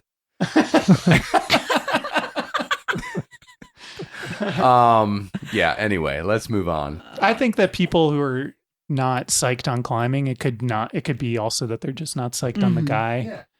Or they're just, I mean, it's like a weird thing. Like when you're getting into climbing, especially when it's all tangled up in like someone you like or just started dating, it's just like some weird emotions can come out and they don't always come out in the right way. So, but yeah, either way, it's not Sarah's responsibility to fix that. It's that guy's No. responsibility or the girl's. She can choose to not be there. Yeah, get a new boyfriend. Get a new Get boyfriend. a new boyfriend. Plenty Get of, a new boyfriend. And actually get a As- group of girlfriends that climb. Yeah. You know, But you that like. are like, not there on duty. Yeah. Yeah, for sure. It's like the savage love. Dump the motherfucker already. We've met people, like doing clinics and stuff who need like constant affirmation, Mhm. and it's really draining to be around Mm. like that kind of stuff. And that situation is kind of designed to be Yeah, that's our be job. that. But there's gradations. There's like people are like, okay, yeah, thanks for the pep talk, I'm good. And then there's people who like need constant affirmation, and those people are hard to be around. You know who's not hard to be around, in my opinion? Tell us. Tall Jonathan. who's Tall back this year. John. Chris is going to try to rename him like he tried to rename the Wide Boys. Hey, Chris. It's like not height Jonathan challenged here. Jonathan. 6'3", 165, plus 6 ape index. And, you know, I think we need to bring chalantness back to climbing. I think motherfuckers are going too out of their way to make things not a big deal. And, like, these motherfuckers, like, sitting on their send for, like, a year. Like, Sean Bailey puts up this new 15D, waits a year to tell us about it, and then he's fucking sitting in this interview saying, I haven't thought about it in a year. Like, no fucking shot. Like, Lynn Hill tops out the nose. It goes, boys. That's fucking badass. I want to see more shit like that. I want to see motherfuckers caring about the shit they're doing. And I think everybody has made it too cool to not give a fuck. And I think that's an absolute damn shame, Christopher. I hope all is well. Have a nice day. Does he know your middle name too, Christopher? I don't think so. But nobody calls me Christopher except for my mom and Tall Jonathan. So Tall Jonathan was on the show last year, at least. Maybe on the previous year, yeah. He was on he was twice on last twice year. last year. So TJ is one of our faves. And I actually met somebody at like a fest or something that was like bros with TJ. Nice. So, but Tall Jonathan has also brought another word into my purview, which I looked up. Chalant is not a word. Nonchalant is a word, but the opposite you would assume was chalant. It's not a word. But it is now, thanks to Tall Jonathan. So what he's saying is like, quit acting so cool and like be psyched on your shit is what he wants. Yeah. And don't you think that's an appropriate sentiment in these days? I'm trying to really genuinely think about this for a second. Well, there is like a little bit of a pushback from the like, you know, the green checks that you see on Instagram, right? You know, like from the crag, you log the send kind of thing. So I could appreciate the like you want to be a little reserved about it. But the whole idea that like, oh yeah, I set like the hardest route of my life and I haven't thought about it. Right. Is like, you're full of shit. I've just been chilling, playing Nintendo. Yeah. just been hanging out. I forgot all about it until like my videography called me up and was like, should we drop this? Yeah. No. But that's happening quite a lot lately, that, you know, so-and-so, like Connor just did that thing in Squamish and then sat on it for a couple months. Yeah. I don't know that I'm on board. With Tall Jonathan? Isn't this just saying? No, just sorry. like railing against humble bragging? Yeah, it's the false humility. Okay. Yeah, the I false think humility. like the being like reserved about your sends is one thing. Yeah. Like if it's true, you know, like I feel like Honnold has the right. At least I think he's genuine when he acts like it's no big deal, because he's like, you know, he's got the thing, the tism. But like the false humility is that rankles there's me. two things here that I think he identified. There's the false humility, and then there's also like the delayed reporting. delayed news, delayed Yeah. reporting, which is that's like a whole other topic that I do want to talk about. Well, Isn't that just a passive aggressive version of the false humility? No, because I think that's business. Yeah, there's like a there's a business side to it. Like I like chalantness, and actually it reminds me in my own life where I climbed something that I thought was hard for me, and I fucking like on the anchor I like fucking blew up. I was super stoked. I sent it sooner. Pasa wobbler? Yeah, exactly. Dude, did you just make that up? No. What is this cadre I of made that up words? years ago. The pasa wobbler, dude. Let's explore that. But let me finish my story. I had a pasa wobbler. I sent it sooner than I thought. I was stoked, and I came down, and actually this other climber there, our friend Cole, was like, you know what, dude? He's like, I'm psyched that you're like super psyched. He's like, it's so normal that everybody's just like, whatever. I should have sent it a while ago. And you're like genuinely amped. And I'm like, yeah, I'm fucking amped. I'm super stoked. And he's like, that's so cool. And he just thought it was like nice that I didn't get up there and just clip the chains and be like, fuck, dang. You know, I should have done it a while ago. I was like, I screamed. I fucking was psyched. I was doing the little like The Pazza Wobbler. Yeah. I love it. Yeah, because I was like getting lowered. I was still like shaking my arms and my legs while I was like getting lowered. Christopher, that's so cute. Well, I mean, I was stoked. And I wanted to like, I wanted to enjoy it because it is sort of normal to be like, fuck, man, I put so many days into this thing. What's next? Kind of bullshit when you clip the chains. I was like in the full Pazza Wobbler. That's really your word? You just came up with that years ago. Years ago, yeah. Nice. I think so. I don't know. Nice. Never heard it before. I've never heard it before. Fucking Pazza Wobbler. I'm loving it. I'm using Pazza it. Wobbler. People should be doing more Pazza Wobblers. They should be. Sure. Adam Andre is, I think, famous for Pazza famous Wobblers. for Pazza Wobblers. Yeah.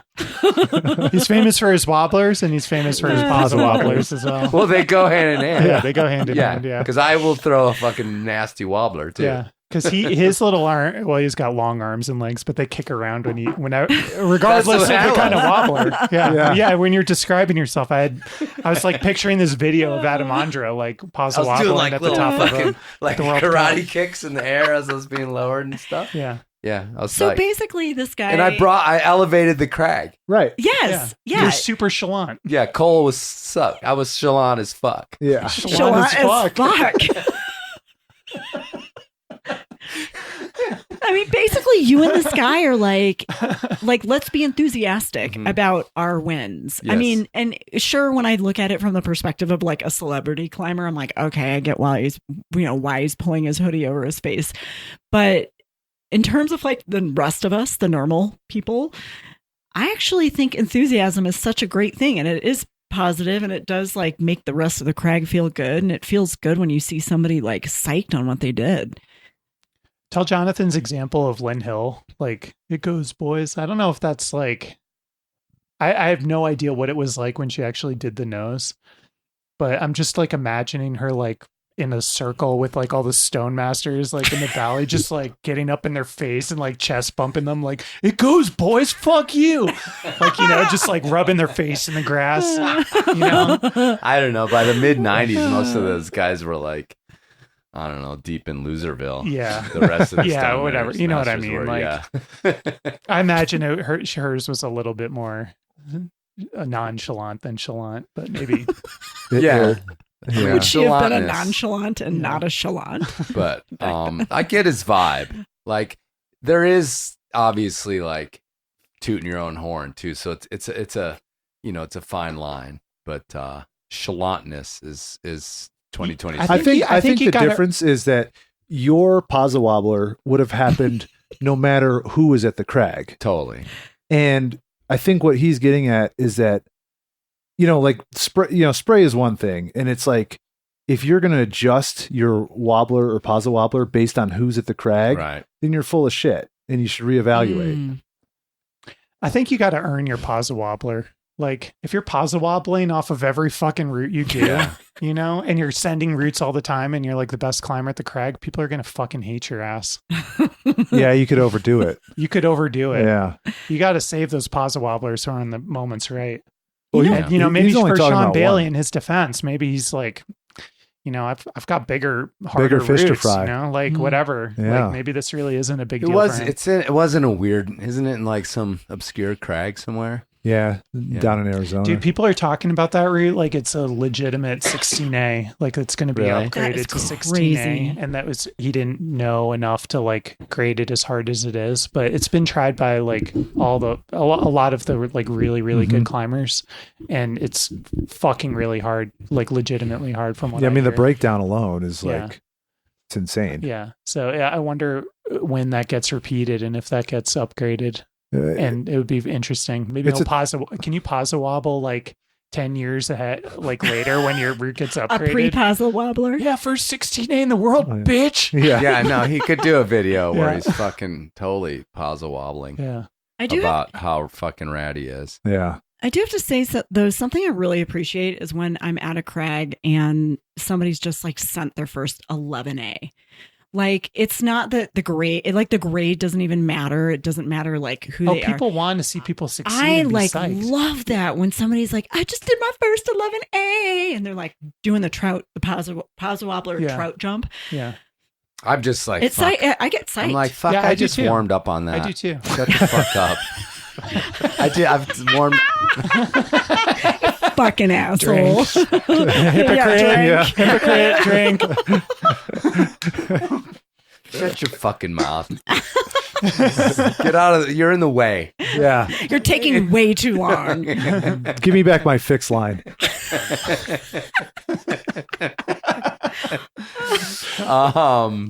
And you did it on top rope. Get out of here. Downgrade. It's not Here's a 11A fun on one. top rope. Hey, Chris. This is Sam calling in from Baltimore, Maryland. Hope you guys are getting hammered. It seems like the tradition for these episodes. But, speaking of getting hammered, I want to call and lament that nobody day drinks at the Crag anymore. So I'm a New River Gorge weekend warrior, which is the best crag on earth, by the way. And was inspired by one of these past Taps episodes to start cranking a few beers out while I'm lead climbing. And man, you wouldn't believe the looks I get from some of these other climbers. They see me break out like a 12-pack or a bottle of whiskey or something at the crag. You'd think I'm the fucking crag pariah or something. Meanwhile, I see these boulderers breaking out some 12-piece mega bong that be truly climbing on the fucking moon. But hey, I mean, maybe that's what those La Furtiva ads were alluding to this whole time. Now, look, I'm not saying that people should I'm not saying people should be getting totally blasted and tumbling down the approach trail. But, as a scaredy cat climber, I feel like I climb my best when I'm between 3 to 5 twisted tees deep or something, enough to get buzzed, not enough that I'm forgetting how to clip a quick draw or something. Anyway, thanks for taking the call and cranking these podcasts out for a lifesaver on weekly road trips to the new. Peace. Peace. I don't know. Have we addressed day drinking before? I feel like we have. I think we have. I appreciate it every now and again. I can't really do it anymore, but I appreciate it. I want to Taps day drinking at the Crag. Really? Yeah. It kind of annoys me at this point. Huh. But did you ever engage in it? Oh, yeah. No, That's what I'm forever and saying. drink. I'm being a hypocrite right now. That's actually the theme of the show. Yeah. No, we had the whole hypocrisy. Avery challenge going for years Yeah. with Adam Avery, who's a famous brewer here in Colorado and also a climber. And I got onto Team Avery by, I think, drinking 6 of his IPAs and climbing Babyface in Waco. Nice. Wow. And, yeah. So. All right. So I think I've been sort of on that other side of what he was talking about, where I'm just like, what the fuck, dudes? But the thing that I don't like, and this is where it's like when you bust it out and then you're like, yeah, we're fucking it's like you're doing it as this status thing. Like, it's one thing to be like, yeah, we're cracking some beers and we're climbing, but oftentimes it comes with this sort of machismo bullshit that goes with it. Like, yeah, there's part of that, but there's also this other thing I've noticed with day drinking, where it's like they're cutting the day short because they're scared or tired. Right. They can't climb anymore. They don't, they're not fit enough. They don't feel like they belong at the Crag or whatever. And it's just becomes, hey, I'm still here. I'm still cool. Mary. I'm cracking beers and hanging out with the team. So yeah, I think there's some of it that's like this easy excuse out of like, finishing a climbing day, so to speak. Totally. But I mean, that's up to them. Which is fine. Yeah, totally. That's fine. But I've seen it happen a lot where, somebody blows a red point or punts or something, or gets like super gripped and they come down and they chill for 15 minutes and they drink a beer and they send. Yeah. Yeah. I mean, it makes sense. Like, we don't have to explain that, but like, I've sent some hard routes on multiple beers.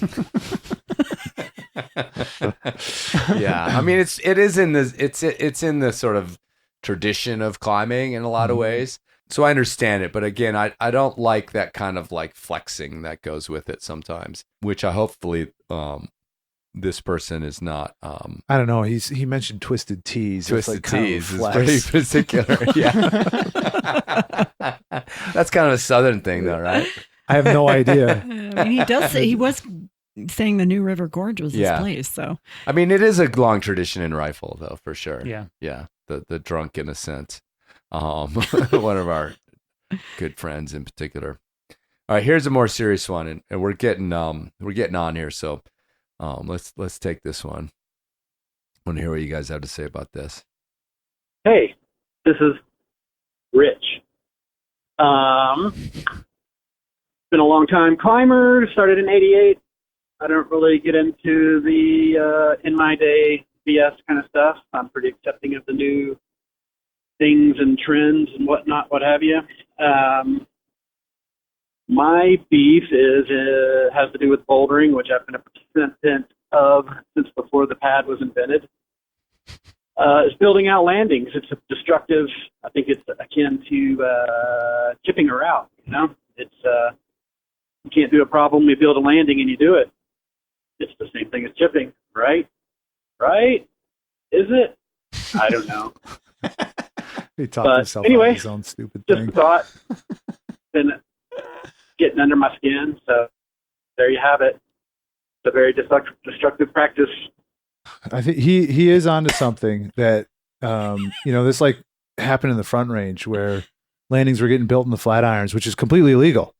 And so as an access issue, building landings is kind of it just should. I mean, it's situational. Obviously. What are we talking about when we're talking about building? Yeah, landings? I'm not sure I know. So like moving like all if the you've got rocks. no, I know. I'm saying define it so people know. So you basically, if you just had a bad landing that was like uneven or something, you'd roll some rocks in, you'd fill it with dirt, maybe some logs, just to make it safer, just to flatten it out, just so pads could and sometimes work better. It's to make the boulders taller or like start like digging out like the base. Yeah, I mean, sometimes like you'll dig out the start. Yeah. But it has its place for sure. I mean, certain problems wouldn't exist without it. I think most problems. Well, it depends on the area again, but every problem has been like modified in some way. Even if it had like a flat landing, there's no things growing under there. Right. Now. Oh, that's it's true. like, it's like all been modified to some by extent. traffic. Yeah. To some extent. Yeah, totally. The idea that it's the same as chipping though is insane. Totally insane. Like, it's not even. It's like the dude who the landing thing is interesting. I mean, as it relates to chipping, I mean, if he's talking about landings that were built after somebody had already done the boulder in the first place, that's kind of different. And that, changing it after the fact. What about like the thimble? That wasn't changed by climbers. Yeah. But to your point, like the Department of Transportation removed the guardrail or whatever it was. So definitely changed the problem. I mean, nobody's done it like John Gill has, What if instead of bringing out a crash pad, you bring out like a guardrail to do that problem? Right. Yeah. That's the only way to do that. To keep it real. To keep it pure. Just put this like some spikes, like some fucking metal spikes. Yeah. Yeah. I mean, I think really he's just getting to, I think what is really an access problem. And the reason I brought this in here is because I find it interesting that, we go back to this thing where bouldering is like this pure form of the sport. No. And I think that access wise and destruction of like a climbing zone where actual like land managers notice, it's ironic, but I think bouldering is basically the worst. Yeah. In so many ways. I mean, you get away from the bolts with climbing and like climbs don't change that much. But you go to these bouldering areas, the craft boulders, Joe's and places like that. And, if you did like a time lapse of the last like 20 years, the base of these climbs would be like astounding how much they've changed. I think chipping is a way bigger problem in bouldering than landings. I agree. Right. I mean, it's kind of like chalk though. It's like this idea that changing a landing isn't permanent and chipping is, but the truth is it's permanent. Oh, it's totally permanent. No one's going to ever restore it. No one knows what it looked like beforehand. Totally. Yeah. So to me, it's from a climbing standpoint, the chipping's more egregious, but from a land manager standpoint, it's the other way around. They don't know that 6 inches of rock got pushed, but they look at the base of the climb and there's no more vegetation and it's like completely eroding. They're like, yeah, this is fucked, So I don't know. That's why I included it in here. It's kind of more of a serious one. Yeah, I don't know. I mean, I think that there is going to be like a sort of there is going to be like a little bit of a come to Jesus moment, I think, where the bouldering community is going to have to decide what's acceptable, for each area, because there aren't really hard and fast rules, I mean, for like the idea that you would alter the landing to something that's been done before, most people that would do that now would think they're doing a public service. Right. It's a public service. That's how they would view it. Yeah. But for a lot of people, I think, like if that were your problem, you might even be a little offended. Right. I think people should just fix ropes on boulders and not bring pads out. Yeah. And be done with it. Just mini traction that shit. Totally. I mean, it'd be simpler than hauling like 20 pads out. Yeah. I mean, that's going on anyway, though. Yeah. That's part of the disclosure thing of like, oh, here's my send video. Yeah. I'm not going to show you the like 80 days I spent on a rope on this thing. Mhm. So, but it's bouldering. I'm not a rope climber. I'm a boulderer. Yeah. All right, let me play this one. We're getting towards the end here, but this one's like in the spirit of Last Rites, formerly known as Taps. I'm the only person who says that in its crustiness. So I have to play it for you guys, especially the end. Hey, I almost did not call this year, but the Overstoker is back, and I'm here to lamenting. I feel like every year all we talk about is beef, and I'm a carnivore, but we should lamenting. It's totally gone away.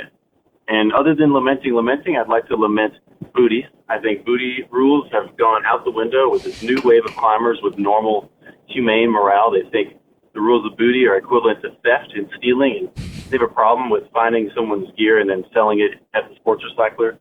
That's totally fair game. I think the law of booty should live on, and I would like you guys to explain it to everybody so we can continue to pick up hexes and totems on all the local 5-6. Now, I do hate beef, but I do have one beef, and it's also kind of a zombie, something that's become kind of a big problem, and it doesn't seem to be going away. And so even though I'm lamenting and not liking that everyone talks about beef, we're all a little bit hypocritical. And so my beef, kind of a big deal, kind of a big problem. I'm really tired of bouldering. I think this zombie needs to die.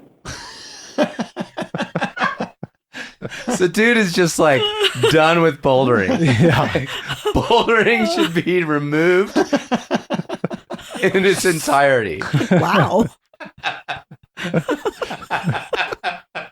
He's just like, fuck bouldering. Yeah. We should no longer boulder.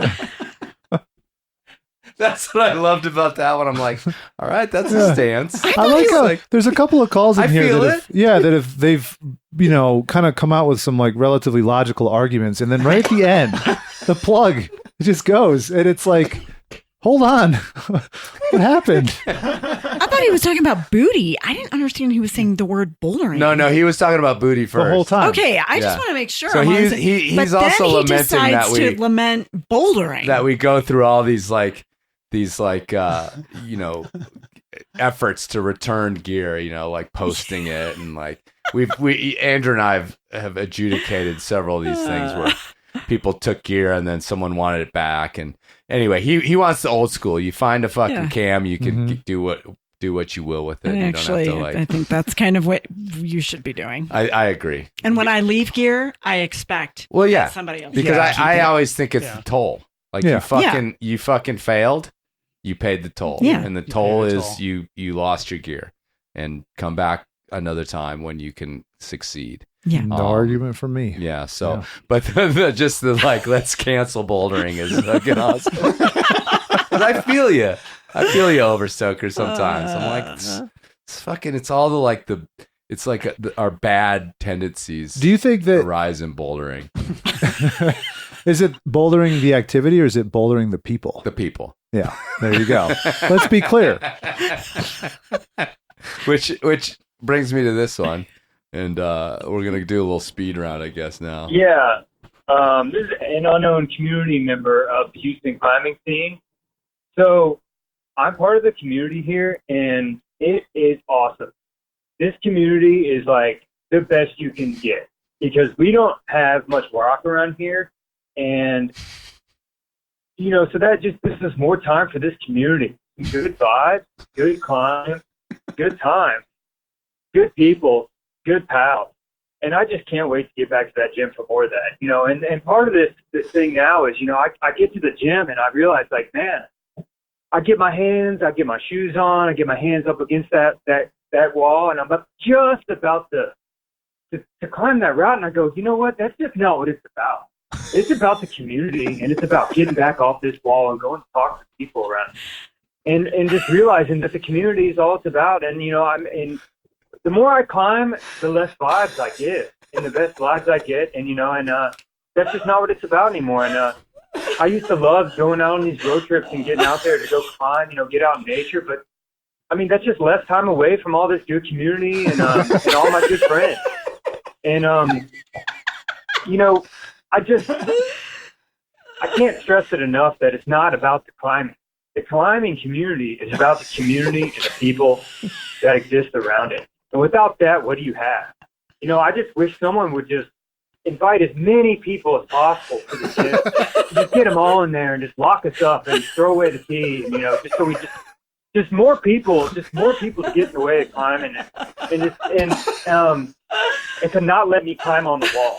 Just I want more people in my way, more people to have these good vibes with, and just take time off the wall. He must have taken the crag to gym course. Who hurt you, sir? Who hurt you? The community, baby. The community. He wants to taps the community. It's bigger than bouldering. I love that because, I just thought about how, so much, and the taps thing is interesting, or the last rites, excuse me, because we're kind of the only people that do this, that talk shit, because everybody else has to preface it with this well, I love how popular climbing is getting, but and it's no one loves how popular climbing is getting, one said except that for the ever. people selling climbing gear. That's it. What good comes from the fact that there's so many fucking people climbing now? The community. I think there's an argument to be made that climbers have more of a voice. True. Okay. There you go. Okay. That's it. But beyond Do you that, work for the Access Fund? No, or? I'm fucking tired of every community is the best community. That's it's so played. I just love it. Oh yeah. The community down in the new. Oh, the community. It's how is every community the best community? They're all the best. The best. Yeah. That's a good point. Have you ever been dude, the community in Smith Rock blows chunks. Okay, there you go. Some people Fuck do. that I place. feel like there are some communities that people hate. Like what? I don't know. There's I don't know. There's in Rifle, there's a tight community, but then there's this Concentric over community layers, that yeah. kind of fucking blows, actually. That's true. I kind of hate Those are the community. That's so true. But to a T. But I think you could pinpoint it because that greater concentric circle that you're talking about that sucks comes from Boulder. Where do they come from? The other side of the divide. Wait, which Boulder? I don't know. Boulder, Utah. That's so true because Lance my husband doesn't like Rifle. And he doesn't like the climbing. He doesn't like the climbing, but he also sometimes gets weirded out by the attitudes of people that he's perceiving are, I put my rope down at Cold Cuts or whatever, just like everybody else and kind of get in line. And he gets intimidated by that. So I think there's also this perception of nobody likes being outside the community. Once you're in the community, you love it. But I love anytime you go climbing somewhere new, you're true. Always That's the outsider, and you're fuck these fucking people. But my community's better. Yeah, my community's definitely better. You always once you have your community, and then you go somewhere new, and it's not the same faces and friendly smiles and stuff, or same small talk, then you're just where the fuck are these people? Who the fuck are these motherfuckers? Right. Hypocrisy is the theme of this year's Taps. I'm drinking to that. All right, are we done? Is that it? Well, I got one more. Let's do it. You ready? Yeah. Hey, my name is James. My out for this year is the Enormocast. I've been playing a game ever since I started listening to y'all. where I skip to a random moment and take a shot every time a guest is speaking. I've been sober for the past 3 years, ever since I started listening. So, yeah, I think you guys are out in 2026. Damn. I'm on board. Fuck you, James. Okay, Andy is Fuck not you. drinking right now. Hold on. Do you? I haven't listened to an episode in a while. I know. I'll be because honest. You're a fucking jerk. No, I just Don't worry, I listened to all of them like twice. I know. Mary's my super fan. Hold on. I'm a super fan. I thought you have another podcast. I do. Yeah. So which one you want? All right. Both. Do you still have the ska thing at the intro? Yeah. Nobody fucking listens to ska. Nobody.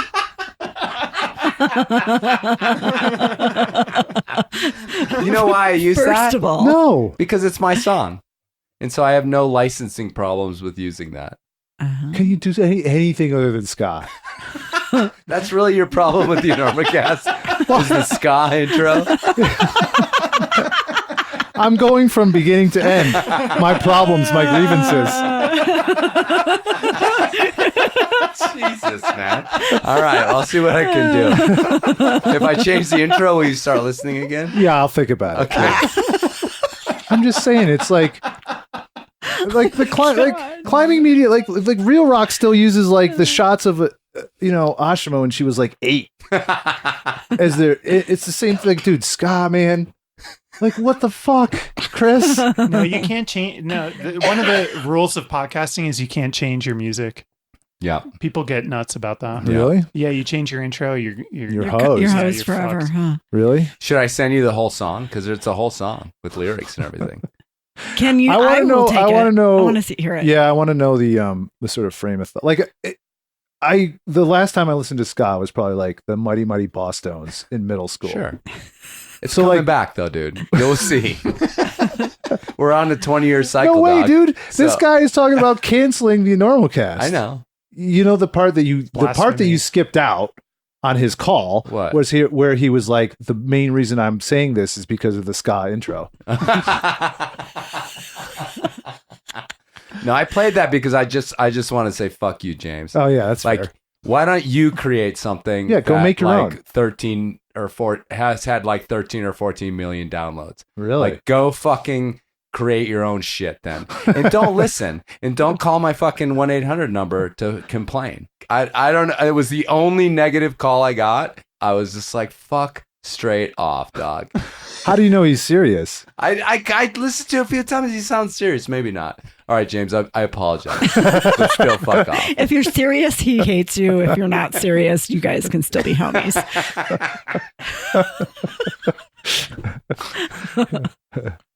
Good night. I mean, dude, are you okay with people not liking your show? Yeah. That's an honest question. I know, but you don't have to call in and fucking tell me that. Yeah, right. Like, just don't listen to it. That was the extra step that he Right. took to tell Yeah. you.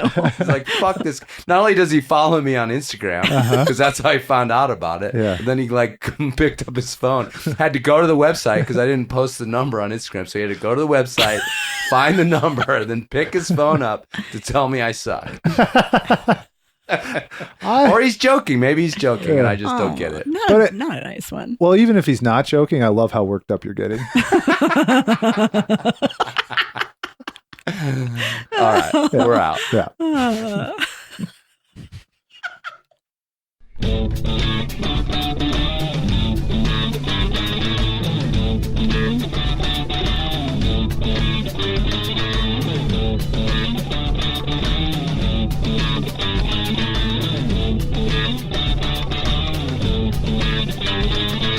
Something that I have beef with in climbing and that I think needs to die is GoPro climbing footage.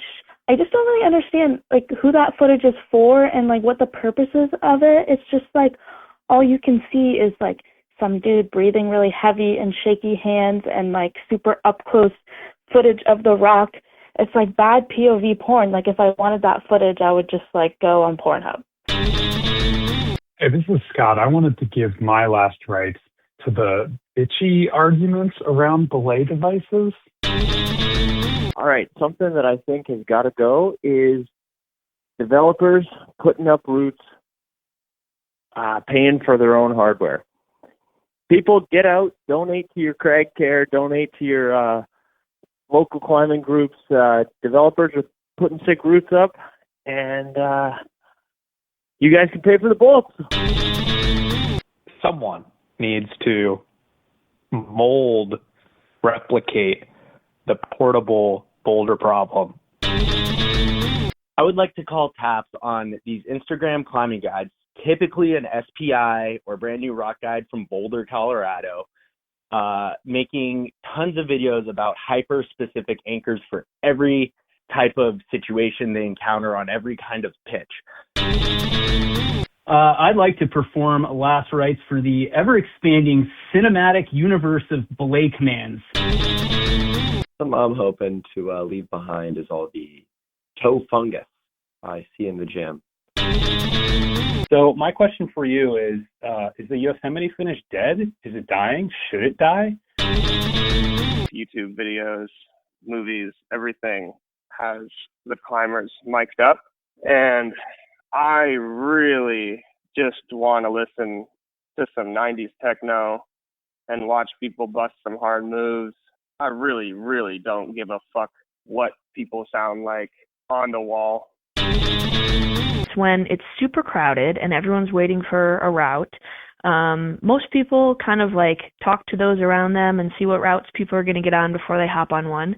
There's a good amount of people who just like put their rope down and start climbing without talking to anyone around them and seeing what the other people are getting on. And it's annoying because you don't know what you're going to get on, what they're going to get on, and then you don't know if the route that you're going to get on is going to cross over with theirs, and it makes me want to rip my hair out a little bit. So I'm thinking about when you're warming up at the gym or even at the crag, and you got your Velcro strap of your shoe undone, as if to say, like, hey, I'm so good, I don't even need to buckle my shoe. I don't need to Velcro my shoe to, like, send this thing. I've seen some gyms setting climbs in 2 or even 3 grade ranges so that people won't come up and complain about a V6 being too hard or too soft. So you get climbs graded like V0 to V2 or V7 to V9, and you're telling me you can't tell the difference between a V0 and a V2? And something that I desperately need you to help kill is the desire, the deep need for people to post pictures of their injuries on social media. These young kids going out here trying to lead ice climbs too soon, you know, or soloing ice climbs, and they have no business doing it. They've got their 360 cameras, their tunes blaring. Why should I pay hundreds of dollars to go attend a climbing festival, pay the registration, only to then have to pay hundreds of dollars for the clinics? I've really just wanted clarification on mixed climbing. You know, there's the mixed ice and rock climbing, and then there's mixed rock climbing where there's bolts and traditional gear used. There's trad climbs with one bolt. $75 per cam on a 10-year-old cam. And they don't even throw in a carabiner. Hey, yo, Chris, Andrew, whoever else is going to be on the show. It's your old pal Joe from Reno, the carabiner chalk bag guy. Yes, I do use a locker. And no, my muffin top has never opened the carabiner. But I'm here again to bring this zombie back and espouse the benefits of the carabiner on the old chalk bag. The issue that I have is that social media doesn't just distract us. It trains us to find the real experience insufficient or too difficult to achieve, offering sort of a distorted facsimile in its stead, of course, at a profit for a select few. And I think we should do away with accepting this knockoff for reality. Now, not every climbing experience needs to be full of quietude, as I know, but don't we owe it to ourselves and one another to be present while climbing in the places we love with the pieces we love rather than getting a sick shot for the gram? So in the new year, I think we should all try to quit our short-term dopamine habits. That's what I'm going to do, and turn off the phone and get out with friends, touch rock, and get back to climbing.